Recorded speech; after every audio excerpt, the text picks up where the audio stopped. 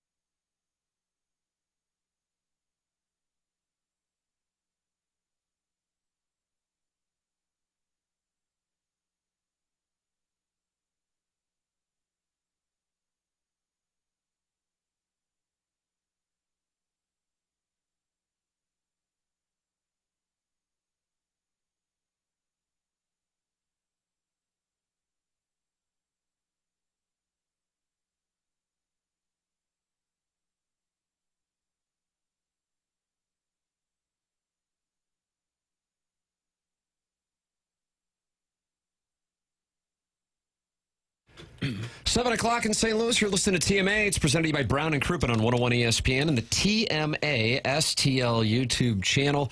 Doug, I don't know if you saw the co-founder of the Fairmount Park Players Club and what he said in the Michelob Ultra YouTube chat.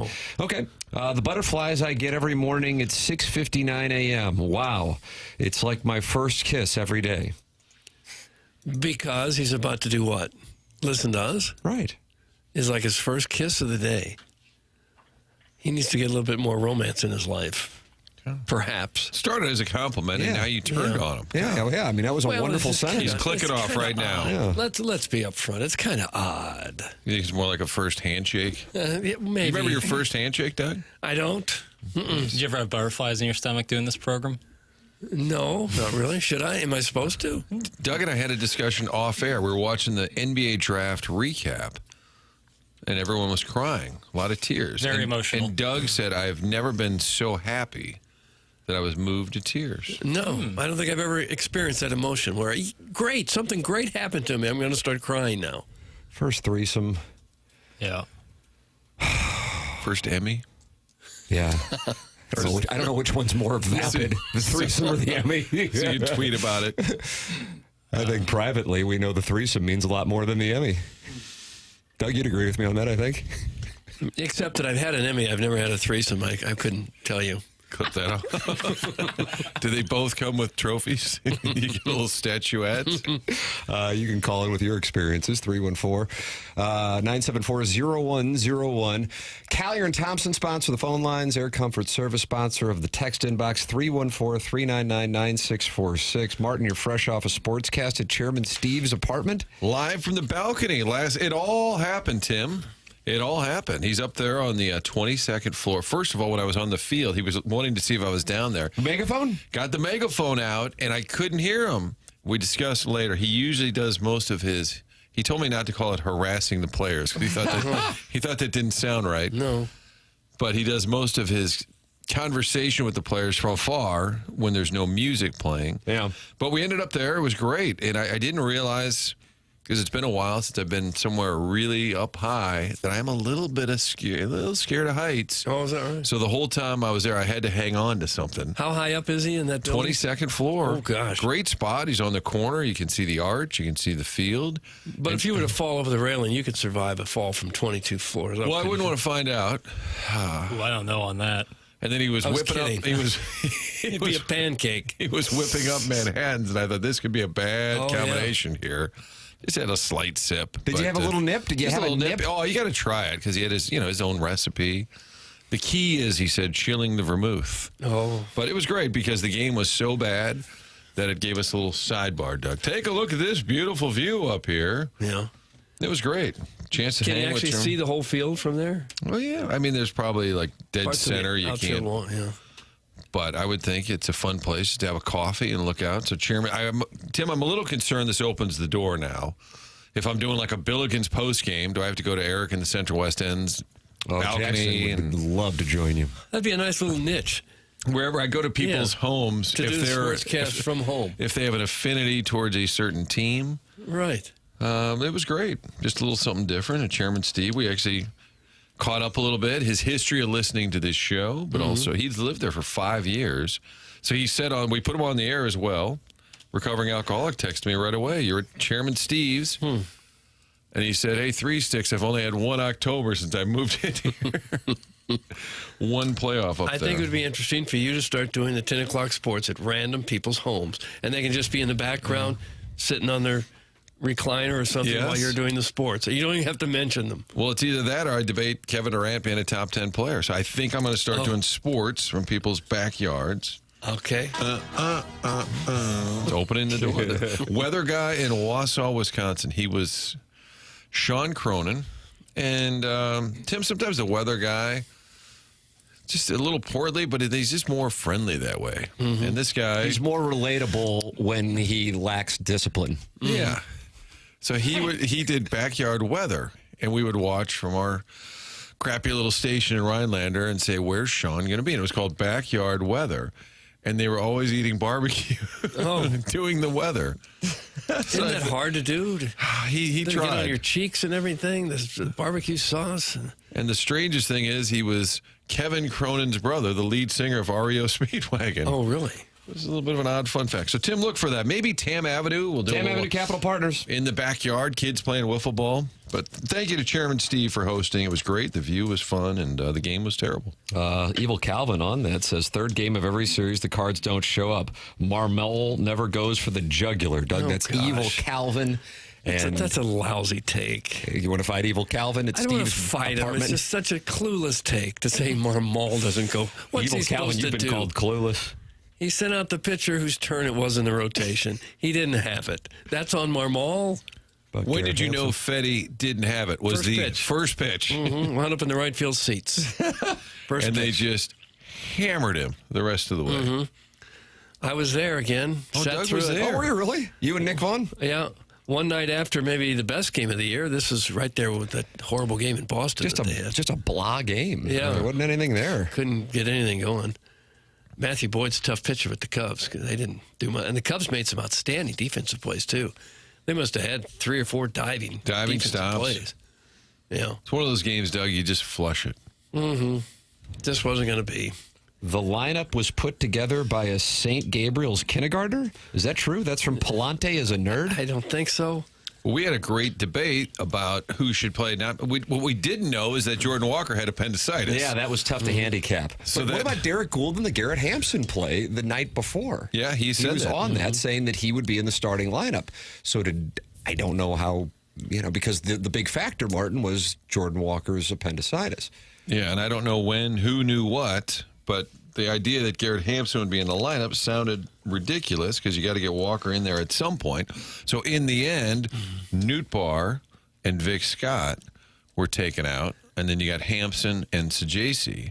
And they used Hampson in the traditional role. He played center field, shortstop, and pitcher. Yes. And he had a 3-pitch ninth inning. Yeah, tied a record. I think I'd put him back out there today. Let's see what he's got. It is interesting to see sometimes how easily they get guys out just by lobbing the ball in. They're just not ready for it, and they're not used to it, I guess. Each pitch was in the 40-mile-per-hour range.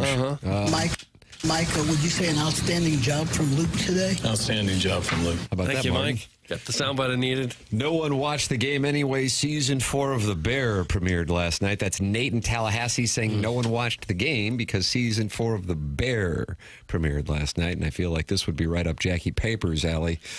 Jackie Papers, did you snuggle up with your loved ones and watch The Bear? Or were you watching the NBA draft? Oh, Cooper Flag and the emotions. I did not watch The Bear last night. I'll get to it eventually. Did you watch the draft? I almost never watched the draft. Are you taking basketball questions? Sure. Okay, why wasn't Rutgers better last year? They had two top 5 picks? Yeah, sometimes that's just because you're made for you're better suited for NBA talent doesn't mean you're automatically going to be great in college. Jordan Clarkson's always my guiding light with that for local examples. Like he was good at Mizzou, don't get me wrong, but he was built to play in the NBA. He's 6'7", 6'8", with rangy and a great jumper. That's an NBA kind of. He was build. rangy, Tim. Remember that? I like that. He was rangy. Mm-hmm. Although if I'm the athletic director at Rutgers and I walk by the basketball coach, I'm like, 2 top 5 picks. Under 500. I bet Francesa could get going on that. Oh, I love that. Hey, you might be right there with him.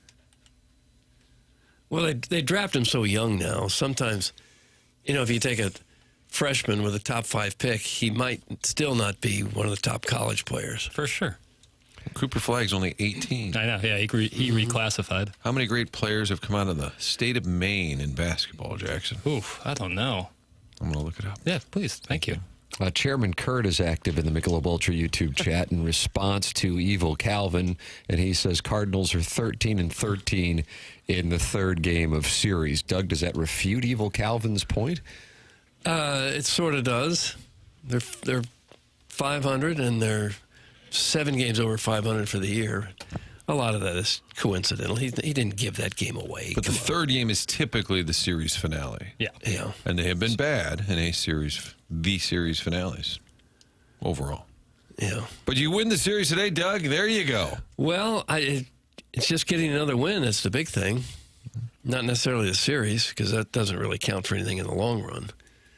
If we can just get this win, if we can just stay hot, we can get back in this baby. Okay. But they weren't in the baby last night. No, sir. Did you stick around for all 9? I did, of course. Wow. Yep. Well, it was over at 9:15. Really short the pace game. picked up a little bit there once it was clear. Was it the 3rd inning? Maybe we all said, all right, it's over. Yeah, got a day game tomorrow. Let's wrap this Let's one up, shut her boys. down. And if somebody takes 3 pitches, the bench starts barking at their own guy. What are we doing out there? Let's go. Was it rally chain night last night, Doug? Yeah, Gruden was there throughout the first pitch wearing his rally chain. Yeah. You got your chain. No, they weren't giving out chains that I I thought saw. it was a giveaway. I didn't see anybody giving away chains. Imagine living in an apartment you pay $3,000 a month for that's in a city that had 3 times more people living in it in 1904 than it does now. Cool place, Steve. That's from Wedding Tackle, and he just went after the chairman.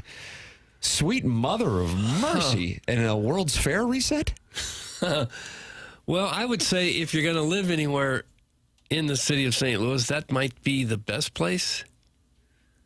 I don't know where I'd rather live if I were to be in the city of St. Louis. You ever been to St. Louis Hills and see the banners at St. Gabriel's? I have. Chairman Steve's moving to St. Louis Hills. No further questions. From 1 Cardinal Way. He's getting out of there? Yeah, they've got a bunch of grandkids. Yeah. It'll be easier for the grandkids. I know his whole life story now, Tim, as you can tell. Yeah, I bet. We'll take your calls. So he used to be in Wildwood, wasn't he in Dogtown there for a while? This guy's moved like 10 times. He's on the run? He could be on the lam. But if you're going to be downtown, you might as well be high above all the problems, Doug. Got a view of the arch, a view of the ballpark. Yeah. Game, again, I was ad-libbing, as they say.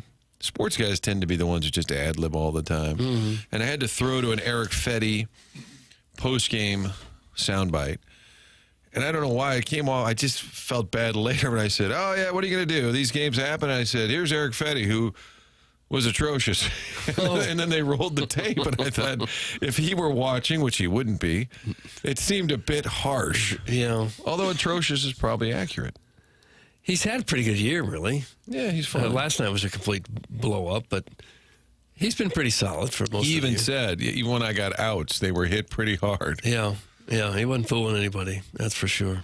You're welcome to participate in this program, Doug. We offer myriad ways or myriad of ways. I just don't. Myriad of.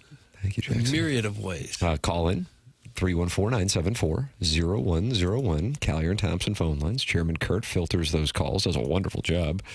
Then you can text in, Air Comfort Service text inbox, 314-399-9646. Then you got that Michelob Ultra YouTube chat where 124 friends have gathered early this morning to talk it over at youtube.com/TMASTL, or just open up that YouTube app, type in TMASTL, and the next thing you know, you're in there and you're talking it over with fellow TMA listeners. And of course, you can email in for our Design, Air, Heating, and Cooling email today, the morning after at InsideSTL.com. We have 3 more emails of the day in the month of June. Buck Swope and Marlins Family Barbecue are tied for the lead at 3, but Jerry Big Tank Del Vecchio is just 1 game back. So anybody can win this thing still. Email in the morning after at InsideSTL.com. Design Air is the sponsor of the email of the day. I've got good news that after today, it looks like these temperatures break. Because tomorrow, Doug, high of 87 after highs in the mid-90s throughout the course of the week, and nothing higher than temperatures in the 80s over the next 8 days. Nice. Per the Apple forecast, which we have yeah, mid-80s, I can live with that. Yeah. What do you expect in late June? Cardinals leaving town? Perfect. Design Air, Heating and Cooling is online at designairservice.com. That's Seth Goldcamp, and that's his team at Design Air, Heating and Cooling. Martin is a client. Doug is a client. I am a client. We welcome you to become a client as well by going to designairservice.com if you're having any issues with your air conditioning. They are the longest running sponsor on TMA. No upselling. They fix it. They move on. It's Design Air Heating and Cooling, sponsor of our email of the day, longest running sponsor on TMA. And we all personally endorse Design Air Heating and Cooling online at designairservice.com. It's 7:14 in St. Louis. The program you're listening to is The Morning After. It is presented to you by Brown and Crouppen, and we've got some news on the Blues just posted a few moments ago that Blues fans are going to want to hear. We'll have that for you next. TMA 101 ESPN.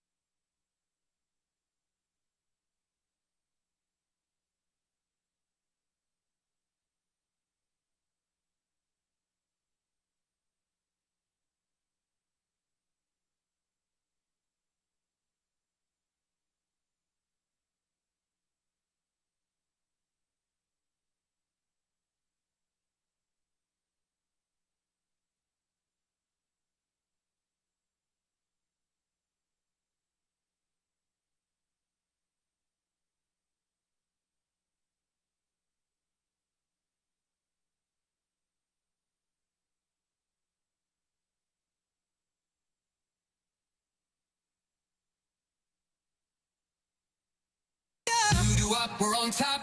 Oh yeah. Who's gonna get that cup again, baby? It's true. Rooftop shouting and the horns all blue. Oh, O'Reilly's ghost still tapping the glass. We got that spirit and we got that class. Riley's ghost? I feel like we missed a story. TMA, it's 101 ESPN. It's a program that can be viewed at youtube.com/TMASTL. Tim McKernan, Doug Vaughn, Martin Kilcoyne. Little Jackie Papers is on the ones and twos playing a beat. And who produced that song, Jackson? I think that was Rogers and Hammertoe. Rogers and Hammertoe? Could have been a different listener. You can talk it over with Chairman Kurt and see if you can get on the air. The Fortress is pretty strong to get on the air on this show. Collier and Thompson sponsor the phone lines, 314-974-0101. Doug, this story just posted, and I'm texting with the non-ling about it. Per the Hockey News, the Islanders and Blues are each testing the market on key pieces of their core. The Blues have, quote, poked around. I don't know if you like that term or not. Just poking at the seams, I guess. Poked around about Noah Dobson. We talked about Noah Dobson yesterday. He is the 25-year-old defenseman who is a pending restricted free agent with arbitration rights. And general manager Doug Armstrong is quietly seeing what the market is for 27-year-old Jordan Kyrou, who is entering the third year of an 8-year deal worth $8.125 million. So the Blues and Islanders, at the very least, poking around regarding the possibility of a deal. I know you followed Noah Dobson's career extremely closely. Yeah. You think that'd be an even trade? Just head up, 1-for-1? Jackson? Jackson, you're the hockey guy. Yeah, well, this thing about Dobson, he skates. Boy, does he skate. Yeah, he does. Grit, sandpaper. So you have been following him. Numerous feet in his game. 200, hopefully. Upwards of 200, no less than 150. Yeah. This guy plays, and he plays hard.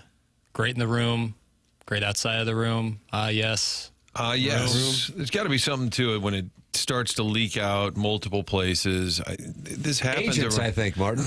Agents. And I don't know that either agent here would be trying to make it happen, but they're letting it be known. I think Doug Waite, that was talked about for like a month before they actually traded for him and landed him. So a lot of times, I think there's a little something there, whether it happens or not.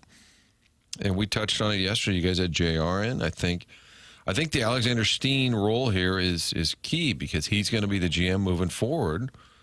And if he wants Kyrou long term, great. If he doesn't think he's the best fit, then maybe if you're going to make a move, now's the time. This is it. This is the draft tomorrow, Martin. If you have that vibe that you say maybe we could try something different there, this would be the time to do it before the no trade kicks in. So this is going to be it's going to be fun to watch. I like to say, Doug.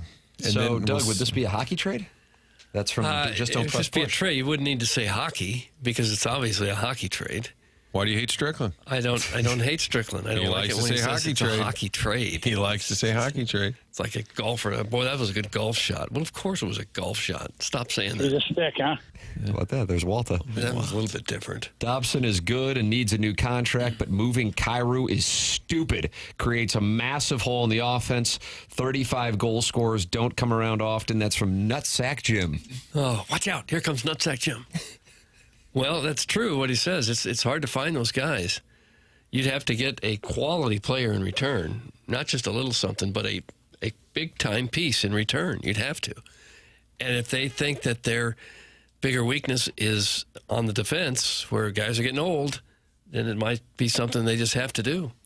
Watch out. Here comes Suckboy Tony. There he is. He's dangerous out there, Martin. Dump Kyrou and get Dobson. It's a no-brainer in my opinion. But then again, what do I know? Quit poking around, Army, and pull the trigger. That's from 314. He's got to poke a little bit. Well, I saw Jackson hitting on a toothless waitress at the Wentzville Waffle House last night. That's from Doug Glatt. Jackson, really? Were you in Wentzville last night at the Waffle House? I was not. I like Waffle House, How often do you go there? Ooh, it's been some years. Probably in Columbia. They had a nice one on Providence Road in Do you Columbia. get the waffles? I'm not a waffle guy. Me neither. Not a waffle. No. I also don't really order pancakes ever. Not a pancake guy, because I thought when you said not a waffle guy, then you'd go pancake. No, I mean, I like pancakes, but like when I'm going out to breakfast, I want eggs. You know, I want an omelet or something. If I were to get something sweet, it would be French toast. Big French toast guy. Oh, really? What a treat it is. Oh, it's so good. Like that powdered sugar? Oh, powdered sugar, Martin. The texture is so rewarding. Oh, Bill, give me some French toast. But no, I was not. Now people will drop off French toast. Tim just asked for French toast, Doug. Here they come. They're already in the parking lot. I was not in Wentzville last night, hitting on anyone, toothless or otherwise. So that is it's a false statement. But you would hit on someone even if they were toothless. I don't know. I think that might be you're gonna need some teeth. Deal breaker? Yeah, you probably need teeth. Which part did you want to be most clear on? That you were not in Wentzville? That you were not hitting on somebody? Or that you were not hitting on somebody toothless? This guy's a man in love, Martin. Yeah, I know. He calls Man in himself love. Marty Monogamy. Marty Monogamy, so certainly the latter two I'd like to refocus, but I also was not in Wentzville. You weren't. No. But you're welcome. in And Wentzville. that I have no problem with. You know, I'll go Wentzville whenever. Sure. Yeah. It's a thriving area. Just Noah Dobson's from Prince Edward Island. Probably never been to Wentzville. Probably eats a lot of mussels. Sharon in Clayton sounds like she is happy to see Jordan Kyrou go. Should it happen? I agree with the 314 later, crybaby. I'll help you pack. Oh. Wow. Star of the Real Housewives of TMA. Well, Not a Yes, we're the Real Housewives of TMA. he was awfully good this year, Kyrou. Clearly his best year ever, I think. It would be a gamble, but it would also tell you that they think, playoff-wise, that they want to change their DNA a little bit. And you probably have more depth on the forward side, younger players coming up than you do defensively. But it's a risk. Trade away a guy who's a proven goal scorer. Yeah.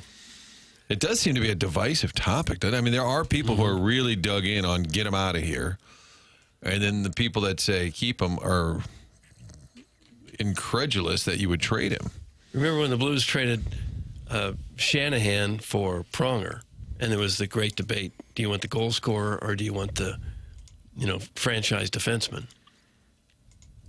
And he took a lot of hell. Yeah, he did, and he was really young at the time too, so he wasn't as good as he would develop into. But he became obviously a Hall of Famer, one of the best ever to play the position. But at the time, it wasn't a real popular trade because people are afraid to give up all those goals that Shanahan was scoring. One thing I would say about Armstrong, he doesn't operate from a place of being scared. No. No. They'll make the move if they think it makes them better. Yesterday, I think I said 25% that he gets traded.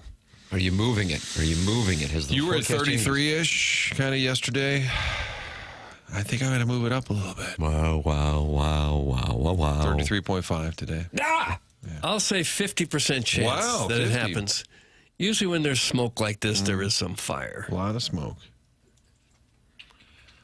And, it just seems like Armstrong would probably prefer to have the harder-nosed guy that, a little bit more of a grinder.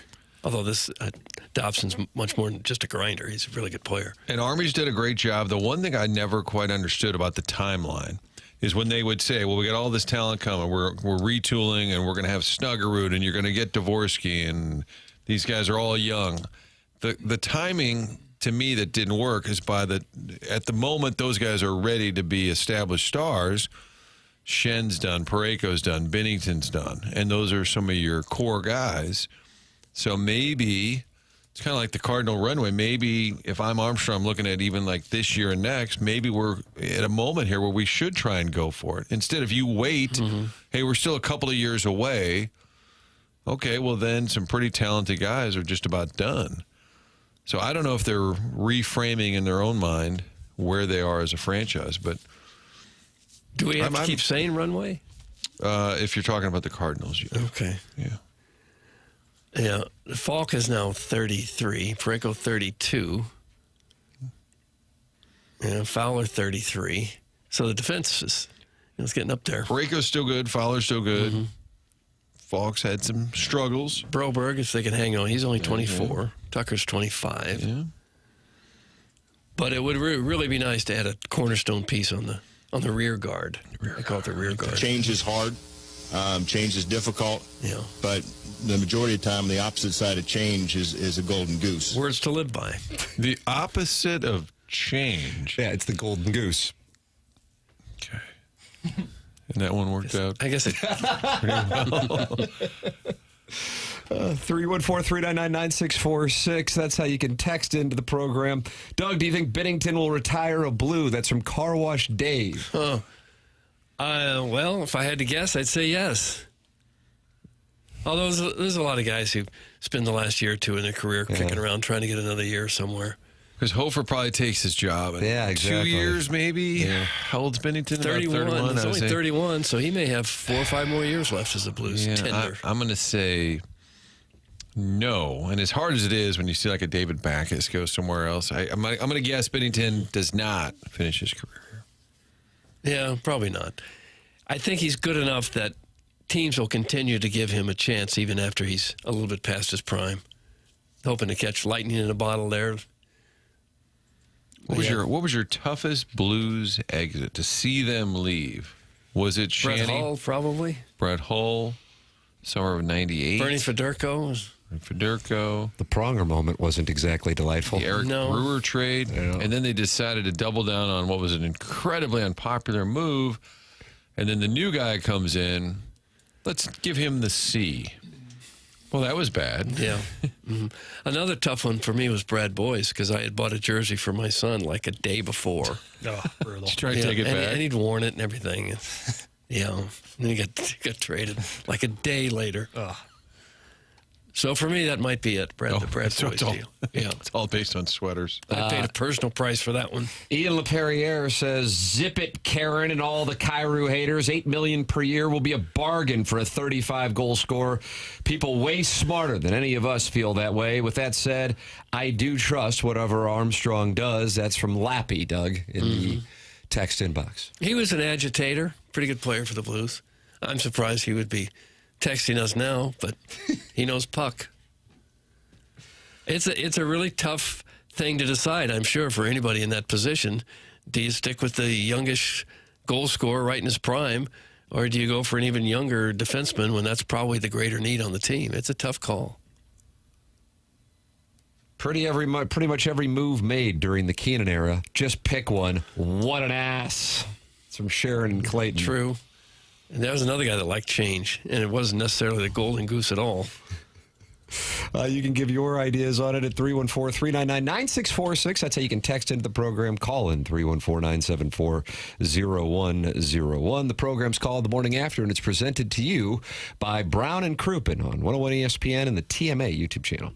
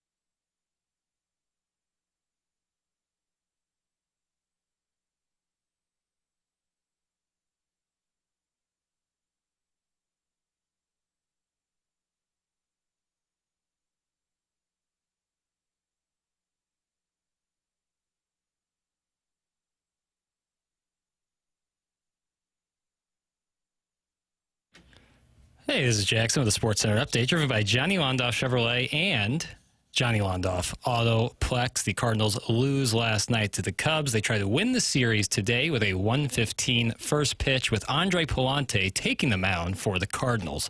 That was another Sports Center update, driven by Johnny Londoff Chevrolet and Johnny Londoff Autoplex. See them at londoff.com. Chevy, together we drive. Are you kidding me?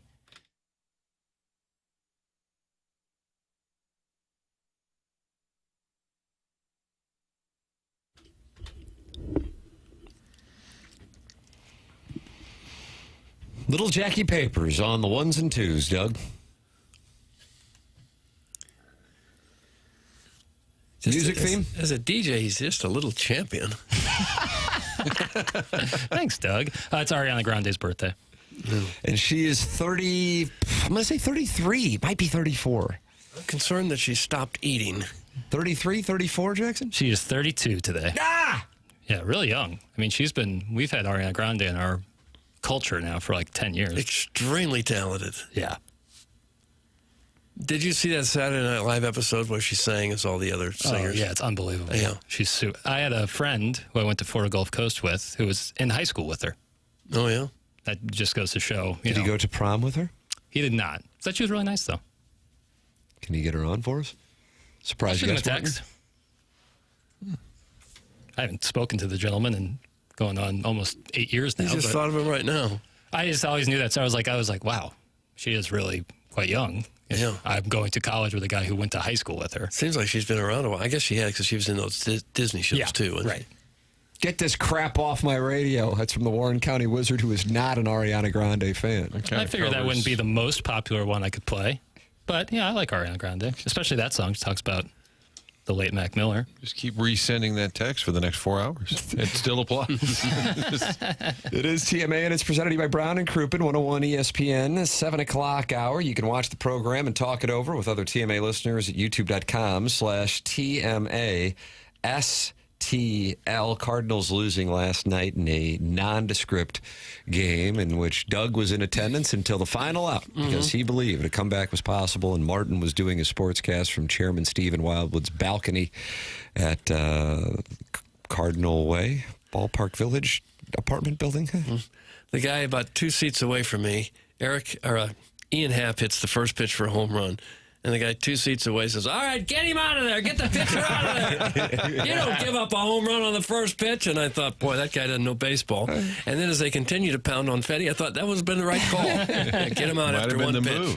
Move. What if they did take him out after one pitch? And he wanted him out. Didn't like what he saw. Some things that we didn't like out there. Sonny Gray is not pitching today. Palante is.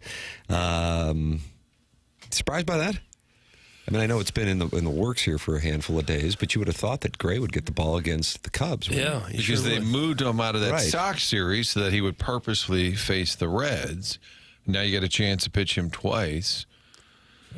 He may have just told him that he could use another day, I guess. Yeah. I feel like there was once earlier this season a doubleheader in which Sonny was supposed to pitch the day game. And it's a day-night thing Does he not enjoy day starts? He might not. Doug, do you have Sonny Gray's day splits in front of you? I don't. I remember looking it up, and it was heat. There is not much different. It was not much different, if I remember It might correctly. be his preference. Yeah.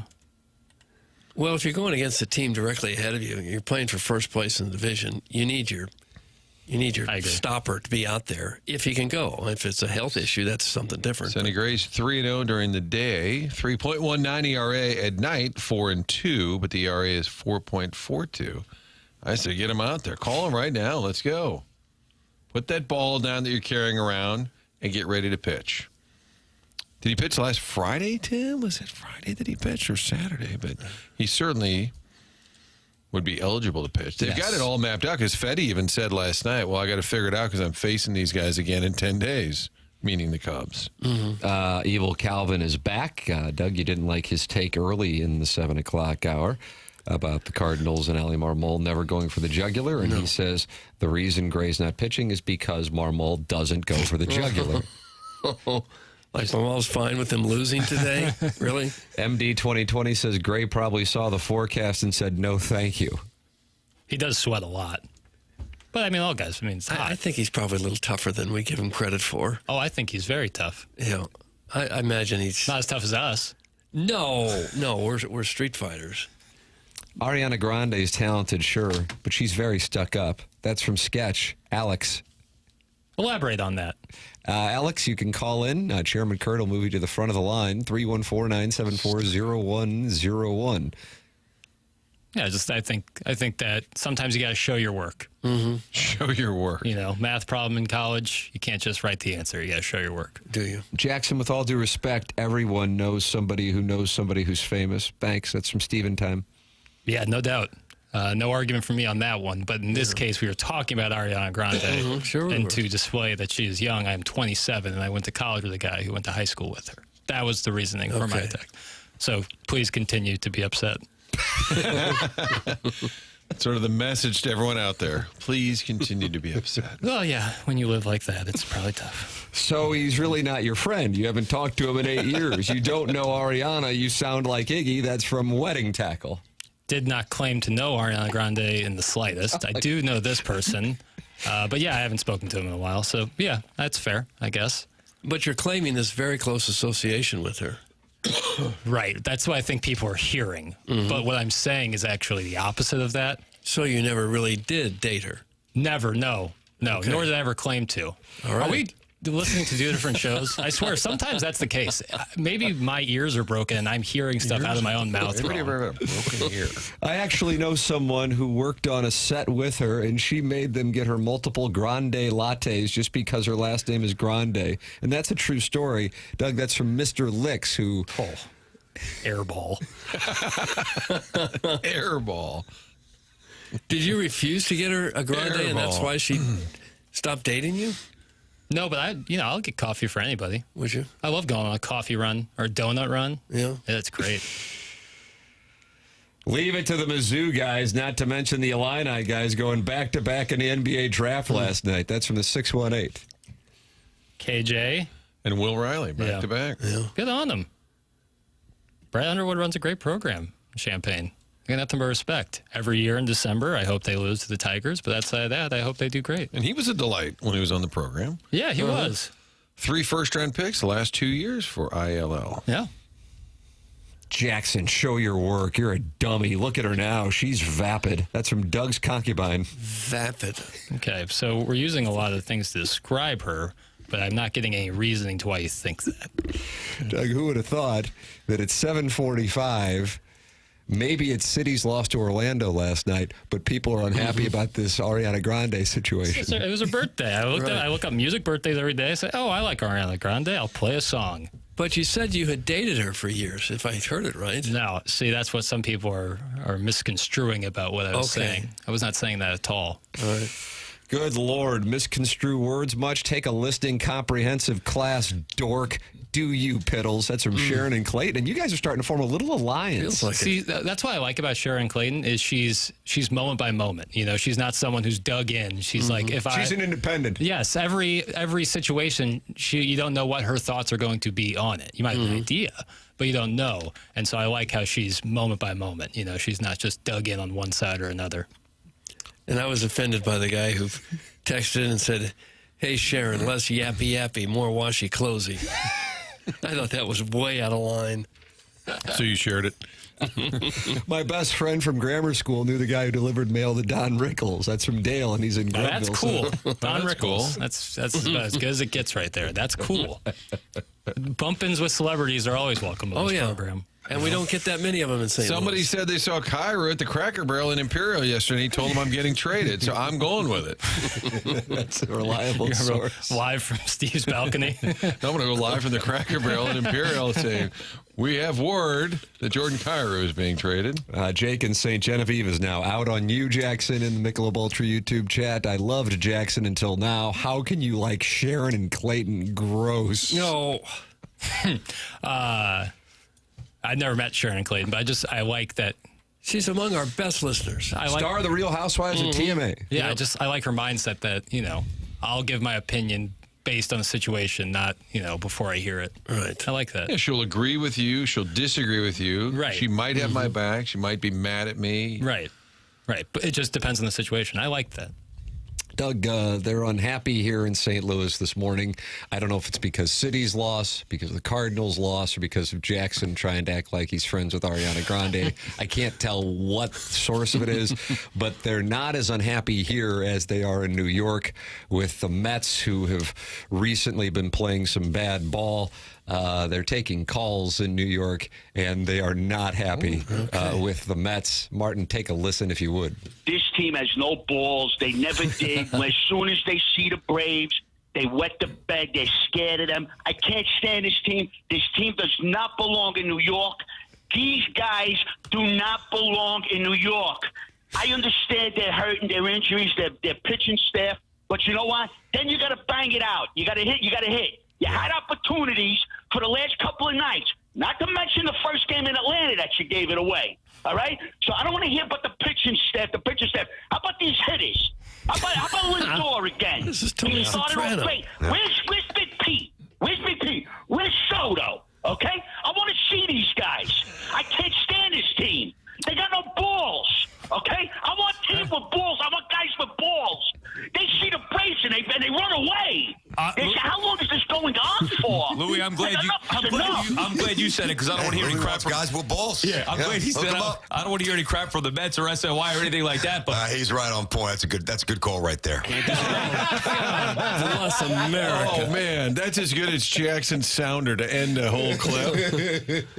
Clip that part off and just use it all. That's a good call right there. It's a team that's been in first place almost the entire season. They're 13 they hit a rough games patch over. Here. They're 13 over 500. It did sound like a casting call for The Sopranos, like an outtake when they're bringing guys in.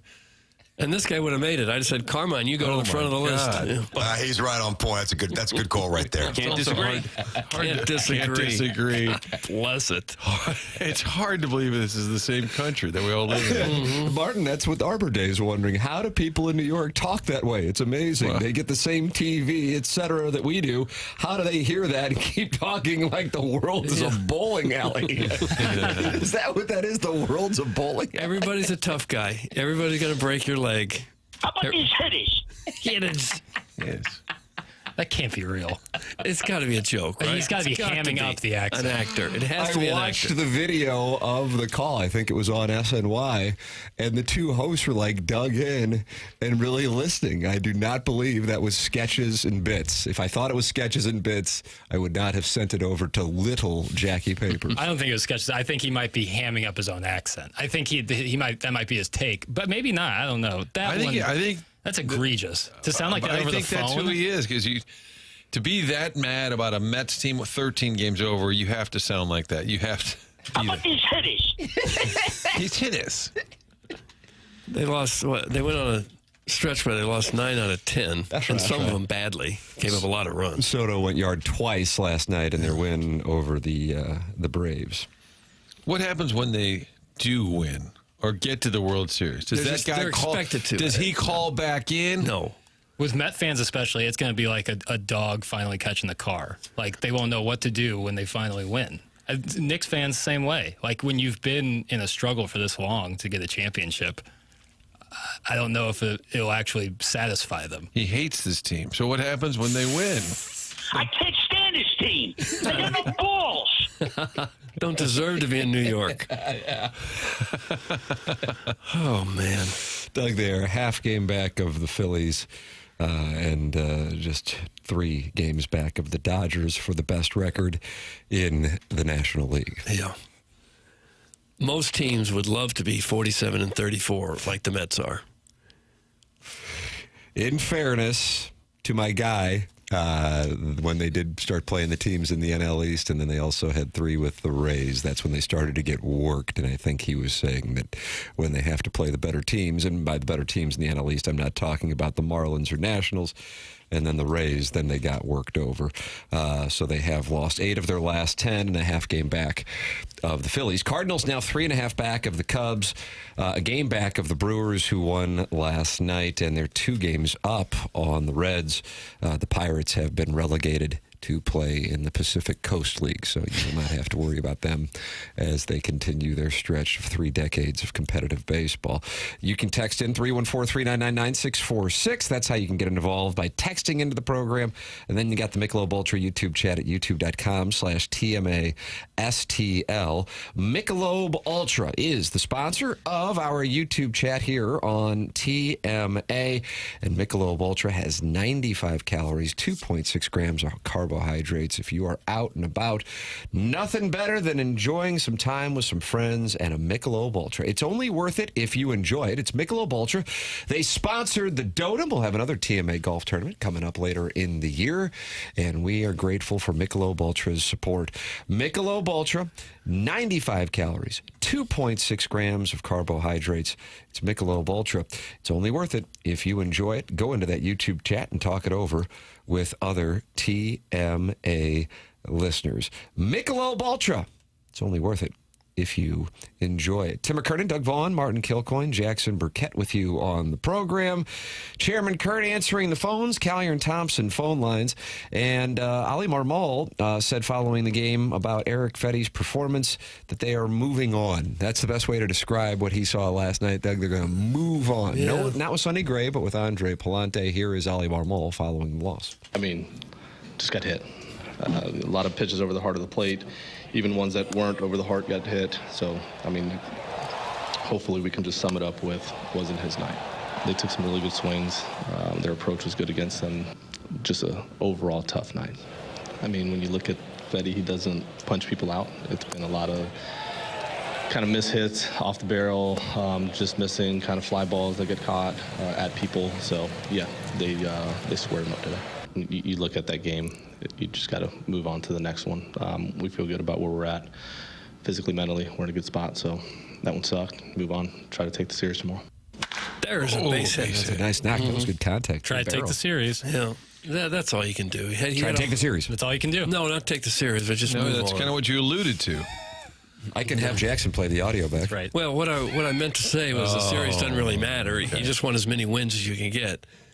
But with Fetty, it was so bad that there's not really much of a point to try to analyze it. He just was off completely with everything he tried to do. None of it worked, so get better for next time out. Ollie, would you say that affects Fetty's trade values? You trying to unload some guys and have more runway for others, maybe like McGreevy? Yes. Boy, that was a bad game. Just a bad game. Yeah. God bless Doug for sticking. There were a lot of people that stuck around, but I think they were Cubs fans who were just kind of lingering around. But even How many of those are Chicagoans, you think, Martin?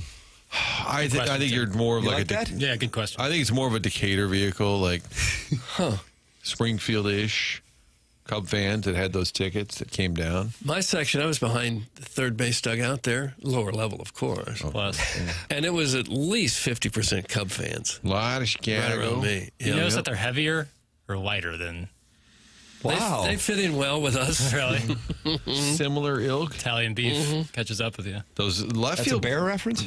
Yeah, that too. catches up to you, the Italian beef. Yeah.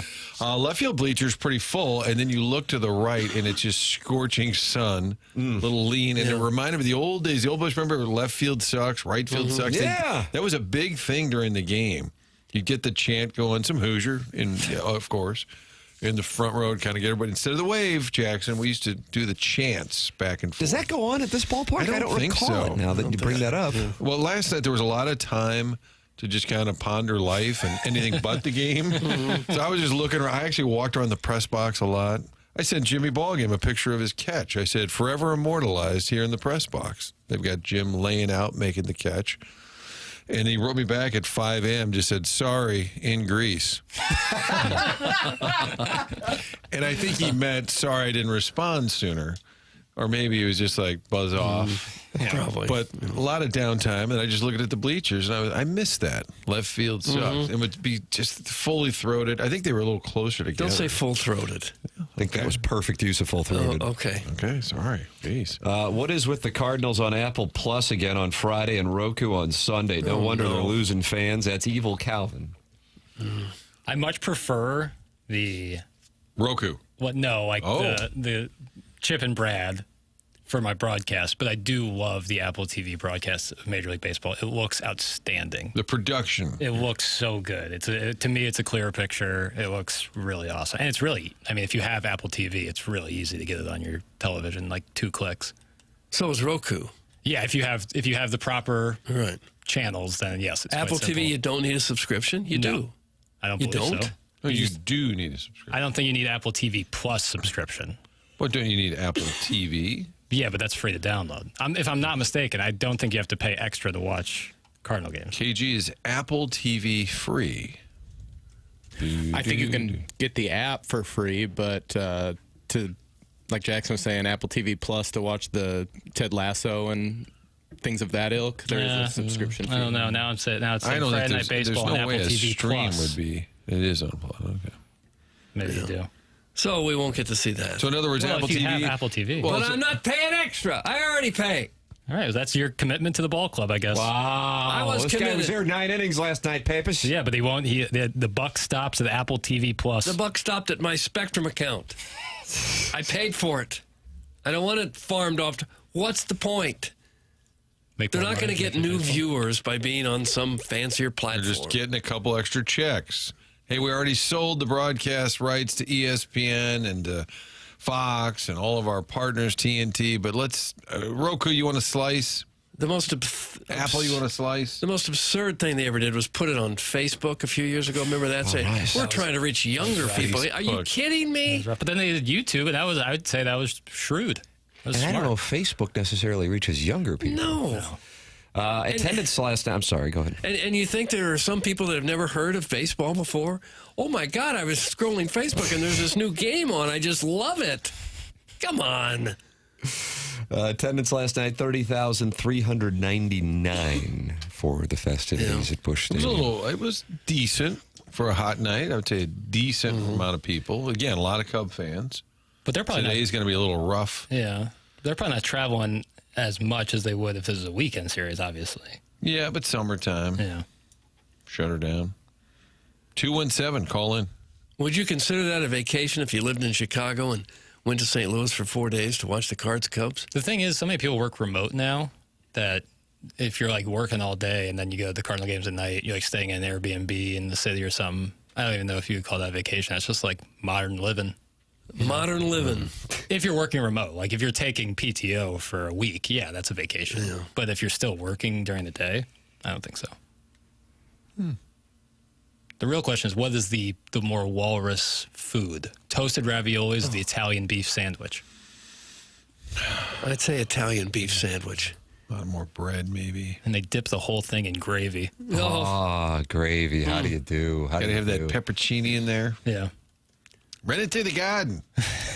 I've been to Chicago for a series, and that was fun because there's lots to do in Chicago. Certainly. So you're saying Chicago is better than St. Louis? I'd say it's bigger. Bigger. It's a lot bigger. But I don't know what keeps people interested from out of town here for 2 or 3 days. I mean, how many times can you go to the zoo? Arch. Hey, we're better than Chicago. Okay, Joe. Six Flags. Have you ever ridden the Boss? I think a lot of these people come down and go to a game, maybe spend the night. I don't think they go to all 4. If I had to. I bet there were more people at the City game than the Cardinal game. That's from the Prosthetist. I don't think so. I don't think there were 30 there, but I think there were over 20. What is a prosthetist? Prosthetist, you'll have to call in. And What is that? And the guy who's mad at Jackson for playing Ariana Grande says he's calling in, but you're not answering. I saw some text about that people said nobody's answering. It'd be the first time a texter lied. Prosthetist is a healthcare professional who designs, fabricates, and fits artificial limbs for individuals who have experienced limb loss or limb differences. We have a Ferris wheel, Doug. That's from Philip Seymour Doffman. Pricey, too. How much of your day does that eat up? Upwards of 15 minutes. Well, hopefully there's a line. That'll chew a little clock. Hopefully there's a line. Why do you hate the City Museum and back injuries, Doug? That's from Doug's prison wallet. Well, I do hate back injuries because I've had one and it hurts. Have you ever tried to explain the City Museum to someone not from St. Louis? It's very confusing. Can't say that I have. It's like an indoor playground, art museum kind of structure, sculpture thing. You used to have a bar next to it. It was like a little cottage. I heard weddings there are pretty fun. Yeah. I'm going to check that out. Someone get married there and invite me. Now, Tim, it says, what's wrong with your phone lines? I don't know. Uh-oh. Are the lines... Doug, clear the lines. All right, clear the lines. Everyone on there now, just back off. There's nothing wrong with the phone lines. Somebody is currently on hold, so they're working. I'm sorry, Chairman Kurt. I apologize. I was about to call in. Must have forgot to hit send to you. What do we have? Pestis from Festus. So they are down. I'm going to call. I think I'm ahead in the hand. I'll be honest with you. I have King Jack. I think I'm ahead in the hand. I think he's bluffing. I don't think he forgot to send. But Doug, here is Pestis from Festus. Okay. You want to hear from him? Sure. Good morning, gentlemen. How you doing? Oh, we're fine. How are you, Pestis? I'm doing good. Jackson, welcome back. I haven't talked to you since then.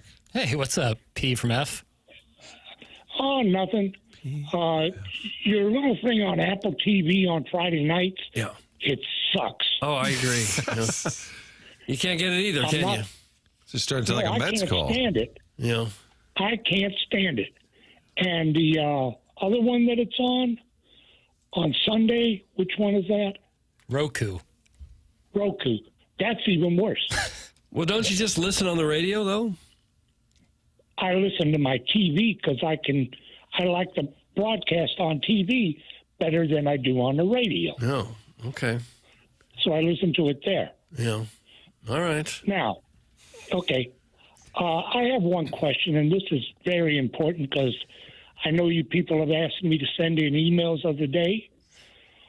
What is the email address? No problem, Pestis. It's themorningafter@InsideSTL.com.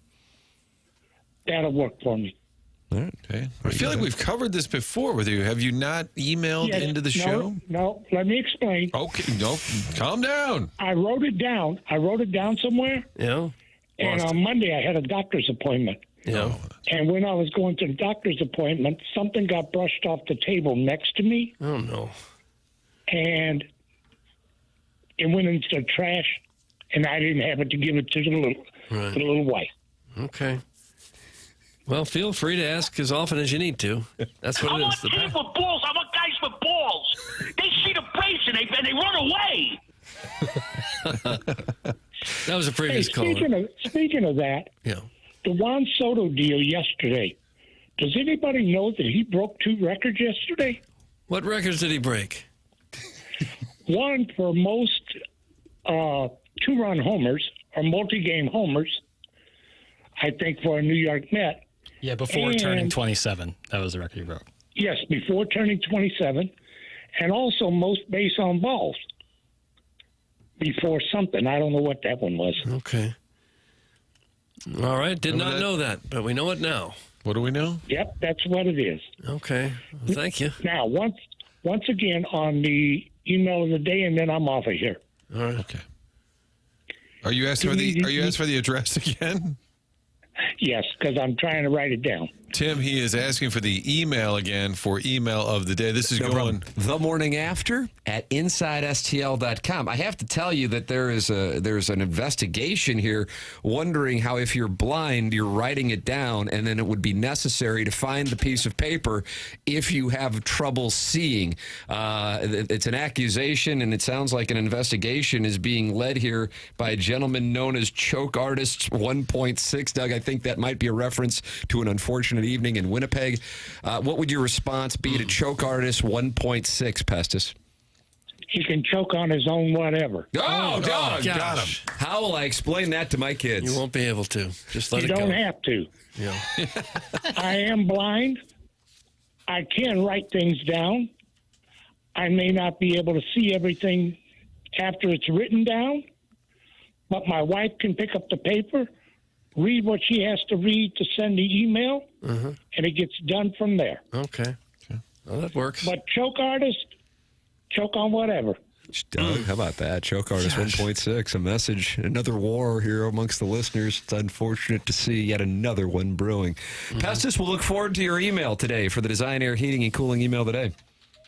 All right. Thank you very much. There he is. That is Pestis from Festus, Doug, and he and Choke Artist 1.6. sideways now over the accusations that he is not really blind. Well, he can choke on whatever.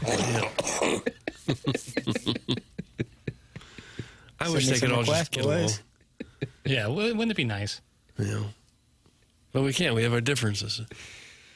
Chairman 3830 is probably filtering out Pessis' emails like the fascist that he is. That's from the 314. Chairman, that's a serious charge. You're right, it is. I'm only a 36. I was going to say, why did you give your measurements? Oh, yeah, I didn't know what 3830 meant. Okay, so that's a reference to your pant size. Pant size. 38. So that's probably hard to find, isn't it? It's hard to find 3830. No, I think there's been a shift in the BMI of Americans where they've kind of adapted to what we need, but trending upward, unfortunately. A lot of elastic in pants now, too. You can turn that 30. It's like opening the club face on 56. You can turn that to a 60 pretty easily. Nice. One size fits all slacks. And actually, I'd prefer a 36-28 so I can have my ankles out. You ever wear a Sansa belt, guy? I don't know what that means. That was a big honest. Jay Randolph Sr. Sans means without, so you'd have without a belt. Without belt. Pants fit without belts. Is that really? I thought that was whenever you said that. This is going on a decade now. I thought that was like an actual material, Sansa belt. No, it's the pant. But it's probably, if you're picturing it, it's probably polyester. Okay. And the part that latched kind of came all the way over. And okay. It had a very distinct look to it. Oh, I like that. Instead of there being a little hook it's like at the top. it's like tuxedo pants a little. Yeah. Okay. I'll give you that. I'll take your Sansa. I like a Sansa belt slack. You do, don't you? Mm-hmm. Do they still make them? Probably do. I don't know where to tell you to go. Maybe dollar store. Kohl's. That's where they'd be available. Yeah, the dollar store. Kohl's might have some. Sansa belt was a brand of men's trousers. Wide-webbed elastic band sewn into the waist, intended to make a belt or suspenders unnecessary. You don't see enough suspenders these days. No. You really got to be a bit of a jackwagon to wear suspenders, don't you? Really? Is that right? I think so. It's a look-at-me move, isn't it? Look at me and What my if they're cute holding suspenders. your pant up? I have a friend who's allergic to nickel, so he can't wear How it. often does that come up? Well, he can't, anytime he wears a belt, the buckle is usually made out of nickel, and he breaks out like the Dickens. Really? Yeah, I know people like that too. Really? Yeah, like harsh metals. Really messes with their skin. Harsh metals. Well, it Doug, I doesn't feel hit like your skin, though. I feel like you're not It gonna can like rub up on your tummy. If you got a little muffin top, sometimes that'll touch the You got your gut is spilling all the way over to rub up against this harsh metal. the belt buckle. Yeah, that's not uncommon.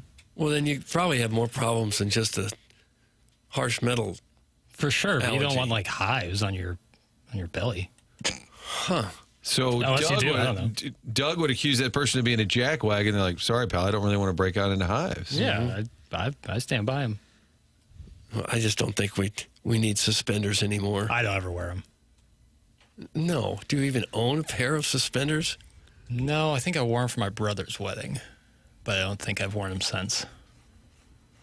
The only real excuse is if you have a tuxedo that needs it, and then it's kind of a special occasion. Now, Doug, careful here, because I had Andy Banker on the radio once, and I said, what's with the suspenders? He's a big suspenders guy, especially in the summer when you're not wearing a coat. Doug, be careful, because I did this, and he said, well, I have to tell you, when I started in TV, he said I did have like some anxiety, and I met with somebody, and they said, and I don't think he minds me saying it, because he said it on the air, and he said they told me like to wear the suspenders, and for whatever reason, I'm not making this up, it helped deal with that anxiety. So I am not here to suspender shame, okay? Suspenders help with anxiety? Yes, I don't know. I'm just telling you, that was a thing. So that was one of the, and then he kind of got used to it. I can see that. It kind of puts a little pressure over the shoulders. Yeah. It's kind of like a weighted blanket. Yeah. And he looks like the most calm, comfortable, on-air person you'd ever see. And I think now he's fine, but I think early on, and then he kind of got used to it. Huh. So there you go, Doug. All right. Gosh, people out there are struggling, and here you are just dumping on them. Plus, you just really look cool when you do one of these, Doug, with the suspenders. Just kind of Snap pop them. them. Is Doug fat shaming? He must be friends with Ariana Grande. That's from Sketch/Alex, who's been trying to call in per Sketch/Alex, but Chairman Kurt says that's not going on, and he is really upset that Jackson's friends with Ariana Grande. Close friends, too. The false narrative is now spilling into other false narratives. God. Maybe Hey, the phones are working. you know. Yeah, Chairman Kurt is on. Because I don't think Pestis is a good litmus test for the phone's working. He's always on. Well, I think he has like a direct line. He's been starting to call before the program. That's spreading territory. He's got like hard fiber directly into the studio. Hard fiber. Chairman Kurt just said to the caller, "Oh, you want to talk about it?" That's how it always is. It's always they give you the take. It's like, is this for the air? Or are you just telling me, bro? I'm dying to know the pre-call conversation. I'm just dying because all we hear is him saying, "Okay, really? That's what you want to talk about?" Experiences in life. Everyone should experience what it's like to screen calls for a radio show just for a day. It's a wild social experiment. I think the guy in New York said, "Yeah, I want to get on there. This team's got no balls. I want to Those get on guys there." especially, they could probably have stories for hours. Like if you screen Francesa and Mad Dog calls for 15 years, you could write a book. Let's see, Chairman Kurt. What do we have? The minute I put him on hold, he dropped. He said, "Yeah, he wanted to talk about it," and then he's gone. What do you want to talk about? Suspenders. Oh, gosh. Call back in, Bart or Mark. Barter. Bart or Mark. You couldn't understand? Yeah, I gotcha. Hey, welcome in. It's Bart or Mark. Go ahead, caller. Bart or Mark, call in. Collier and Thompson phone lines. Doug, you'll have great enthusiasm because So What'd Your Grandma Think is coming. Ooh. Oh. So What'd Your Grandma Think makes a glorious return, Jackson? Mm-hmm. All right. Here it comes. So What'd Your Grandma Think? It's a Fisher Window and Door Store, 8 o'clock hour on TMA 101 ESPN.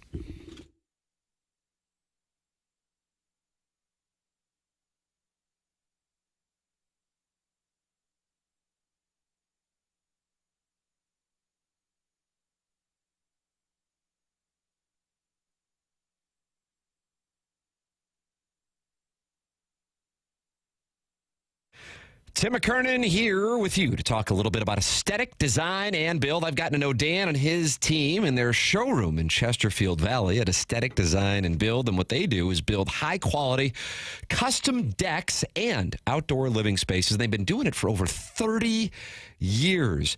They are capable of doing everything from a full-on custom deck to adding on a pergola, or especially when the weather gets warm, if you're looking to shade your covered patio with retractable screens, they can do that for you as well. They really do have answers for it all. The best thing is they don't take the high-pressure sales route or come back weeks later with a gimmicky discount. They encourage you to go out and do your research. They're confident that once you compare the work that they do with what else is out there, you will see they are the better choice. They truly are a design company that can think outside the box and offer unique solutions and designs for your outdoor living projects. If you are ready to take your outdoor space to the next level, Dan and his team at Aesthetic Design and Build have you covered. Call them at 636-532-5008 or visit them online at aestheticdesignandbuild.com and let them know I sent you their way.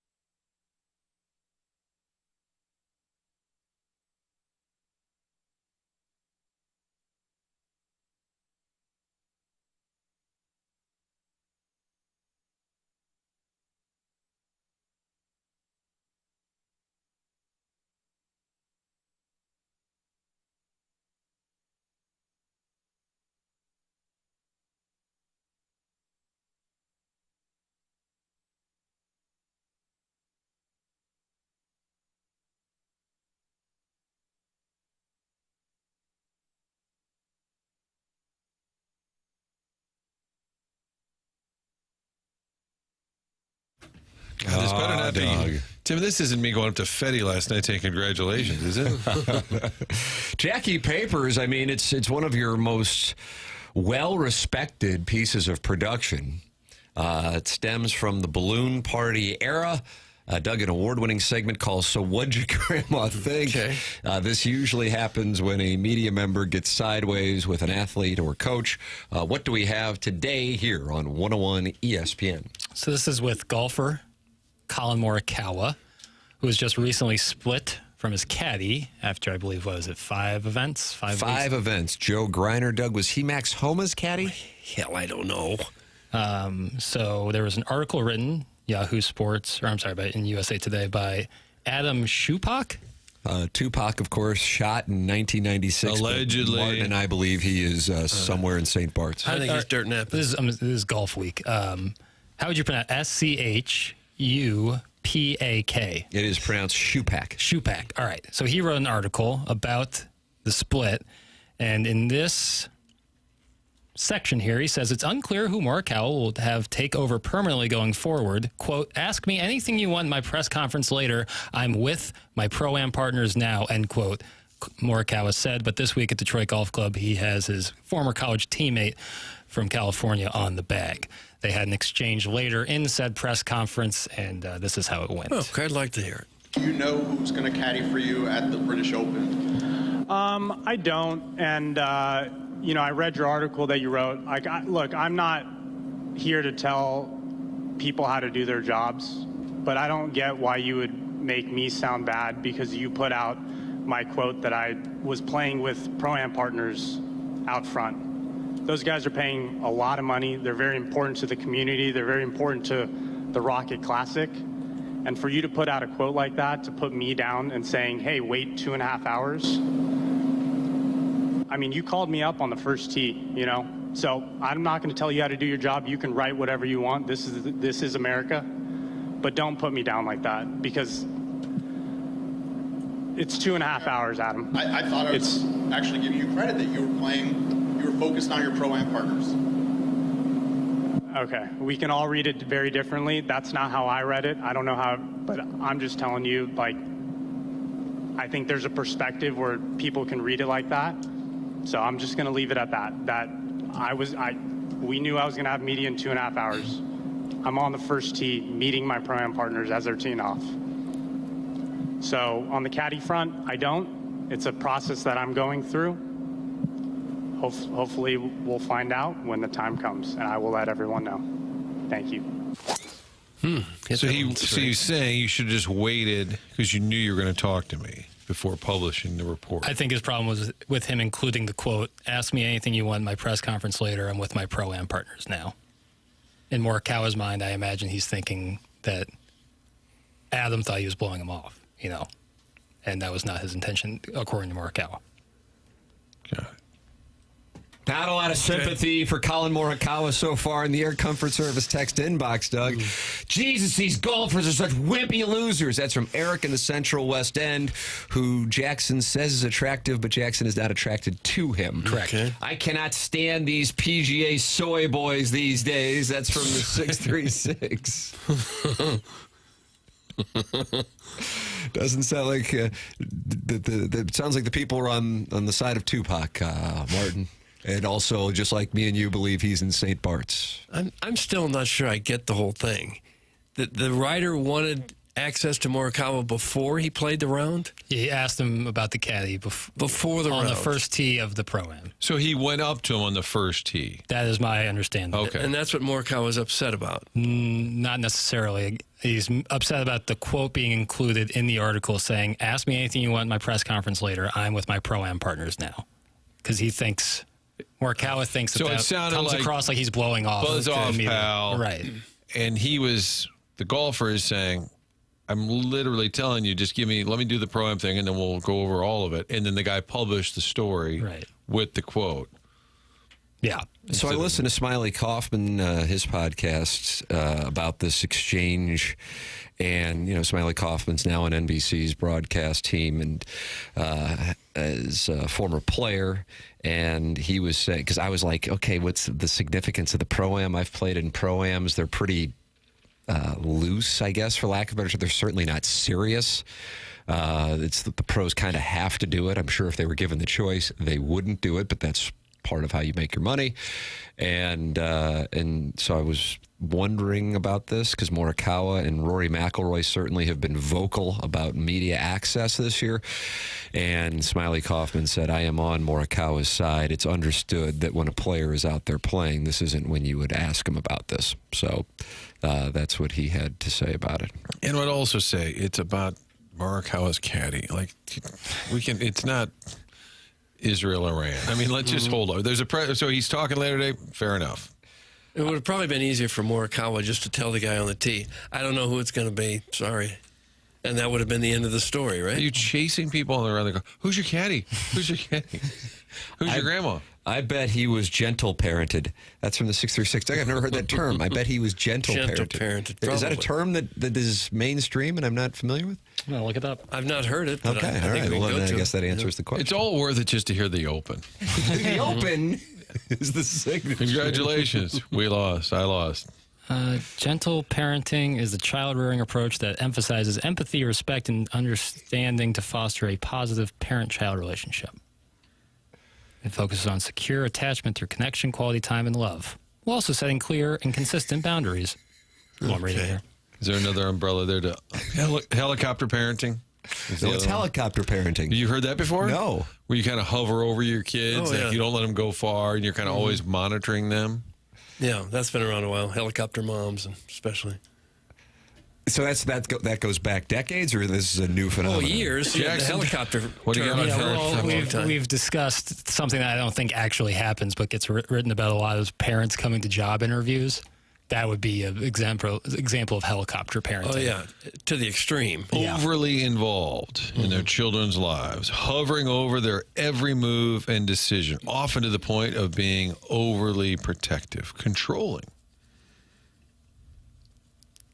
I've not seen anyone go into a job interview with their parents either. I don't see a lot of job interviews, so maybe it happens. I've never heard that. Johnny, don't answer that question. Yeah, but I do feel like we've had listeners before text and be like, no, I do a lot of interviews, and sometimes that'll happen. A parent will show up with I feel like we've heard that. I've never heard the story of if it. you're a high school kid going up to the McDonald's, maybe the parent drives you there. I think there's a lot of times where parents are like their foot in the door to get the connection to then get the job interview. I feel like Martin, was that a direct shot? But to actually be in there, like acting as their agent. Would be a lot of people get their jobs because their parents knew somebody in the position. Sure. How about this from Ollie Doesn't Know? Parents going to sleepovers with their kids? What?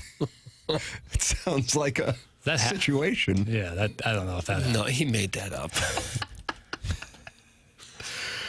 Guys, my money is on the reporter likely had a deadline and procrastinated on a quote. Once he had it, he fired it off in the article. That's from the Lake St. Louis Island boy. Well, that could well be. Could be the case. Well, Tim, you're really into the golf. Is this story big enough that it would be necessary, like, to get the answer? Like, can't wait. Need to find out. No, it is a reflection of it being a slow time in between, specifically golf, Martin. The U.S. Open and what Doug calls the Open. Some call it the British Open. Some call it the British Open. So you have that. Then you have the fact that networks in sports coverage have the NBA draft, and that is it, with the Stanley Cup final being over, with the NBA finals being over, and nationally baseball doesn't have the draw that it does regionally or locally. And so it's a byproduct of a 24-hour news cycle that needs things to fill time. That is my answer. Thank you. God bless you, and God bless these United States of America. Mm-hmm. Just seems like if you're going to chase something to try and get some clicks, you could do better than that. Hardcore golf fans know about Colin Morikawa and how talented he is, but he is not a name that I think transcends beyond the hardcore golf fan, even though he's super talented and he's won majors. But a caddy situation for a guy who plays the game a little differently. I mean, he's because he's so talented, but he's gone through a few caddies. It speaks to, I think, the bigger issue that this year is the golfers being irritated by the media coverage and their availability. there is a movement to try to make golfers have to do interviews like in other sports. And that is what I think that this is. This is kind of... And Morikawa and McIlroy have been the two most vocal on it. Jose Rory was the big example. But people know about Rory well beyond golf fans. Colin Morikawa, certainly golf fans are well aware of him, but I think... I'm sure there's a decent percentage of people in the listening audience right now who might be familiar with him, but aren't that familiar with him. You would agree with that, Jackson? Yeah. He's not a... He's won a major, but he is not... Yeah, he's won a PGA, he's won an Open, but he's not... he's not a household name to the casual fan. To me, yes, but I recognize... He's like in the Cam Smith category. Well, maybe Tupac should have approached him, like we often do, and just said, hey, Colin, are you taking questions? Right. And who's big for you? Yeah. That's a question that they would all answer. Some moms are now going to the pitcher's mound when the coach goes to talk with the pitcher. That's in the White Collar Gangster. I could see that. I have seen that's happened. I've seen not a mother, but well, who, an agent? Well, I played on a team. I did not play baseball long. I think I stopped after the 6th grade. But in that 6th grade year, there was a pitcher who would get a little. He would get emotionally hurt when he would give up a couple base runners, let some people on, and would need a second. You've got to be kidding me. He would need a mound visit, and oftentimes Doug's going to hold him accountable right now. Crying because he gave up a couple base runners. The father would come out and console him. Oh, for heaven's sake! Will you bring like fruit snacks? And I was playing short, and I was just like, "Oh my God, it's like 100 How degrees." How old were you? 6, yeah, so 11 or 12 years old? Yeah, probably 12. Oh, boy. And a parent came out to hug their kid, their pitcher, who'd given up a couple of hits. He did Come on! He was a good guy, just didn't react well. It's base runners. Walks, hits. No, that's on the parents. He didn't react well because of the parents. Haven't taught him how to react. Nobody ever took him by the lapels and say, you gave up a hit, get over it, now pitch to the next hitter. Instead it was, I'm sorry he hit that ball so hard, Jimmy. He shouldn't have done that to you. You're a precious little diamond. I was not privy to the conversations, but it always resulted with he would throw again afterwards. So I guess they'd get over what it. are we doing here? We're stopping the game for this?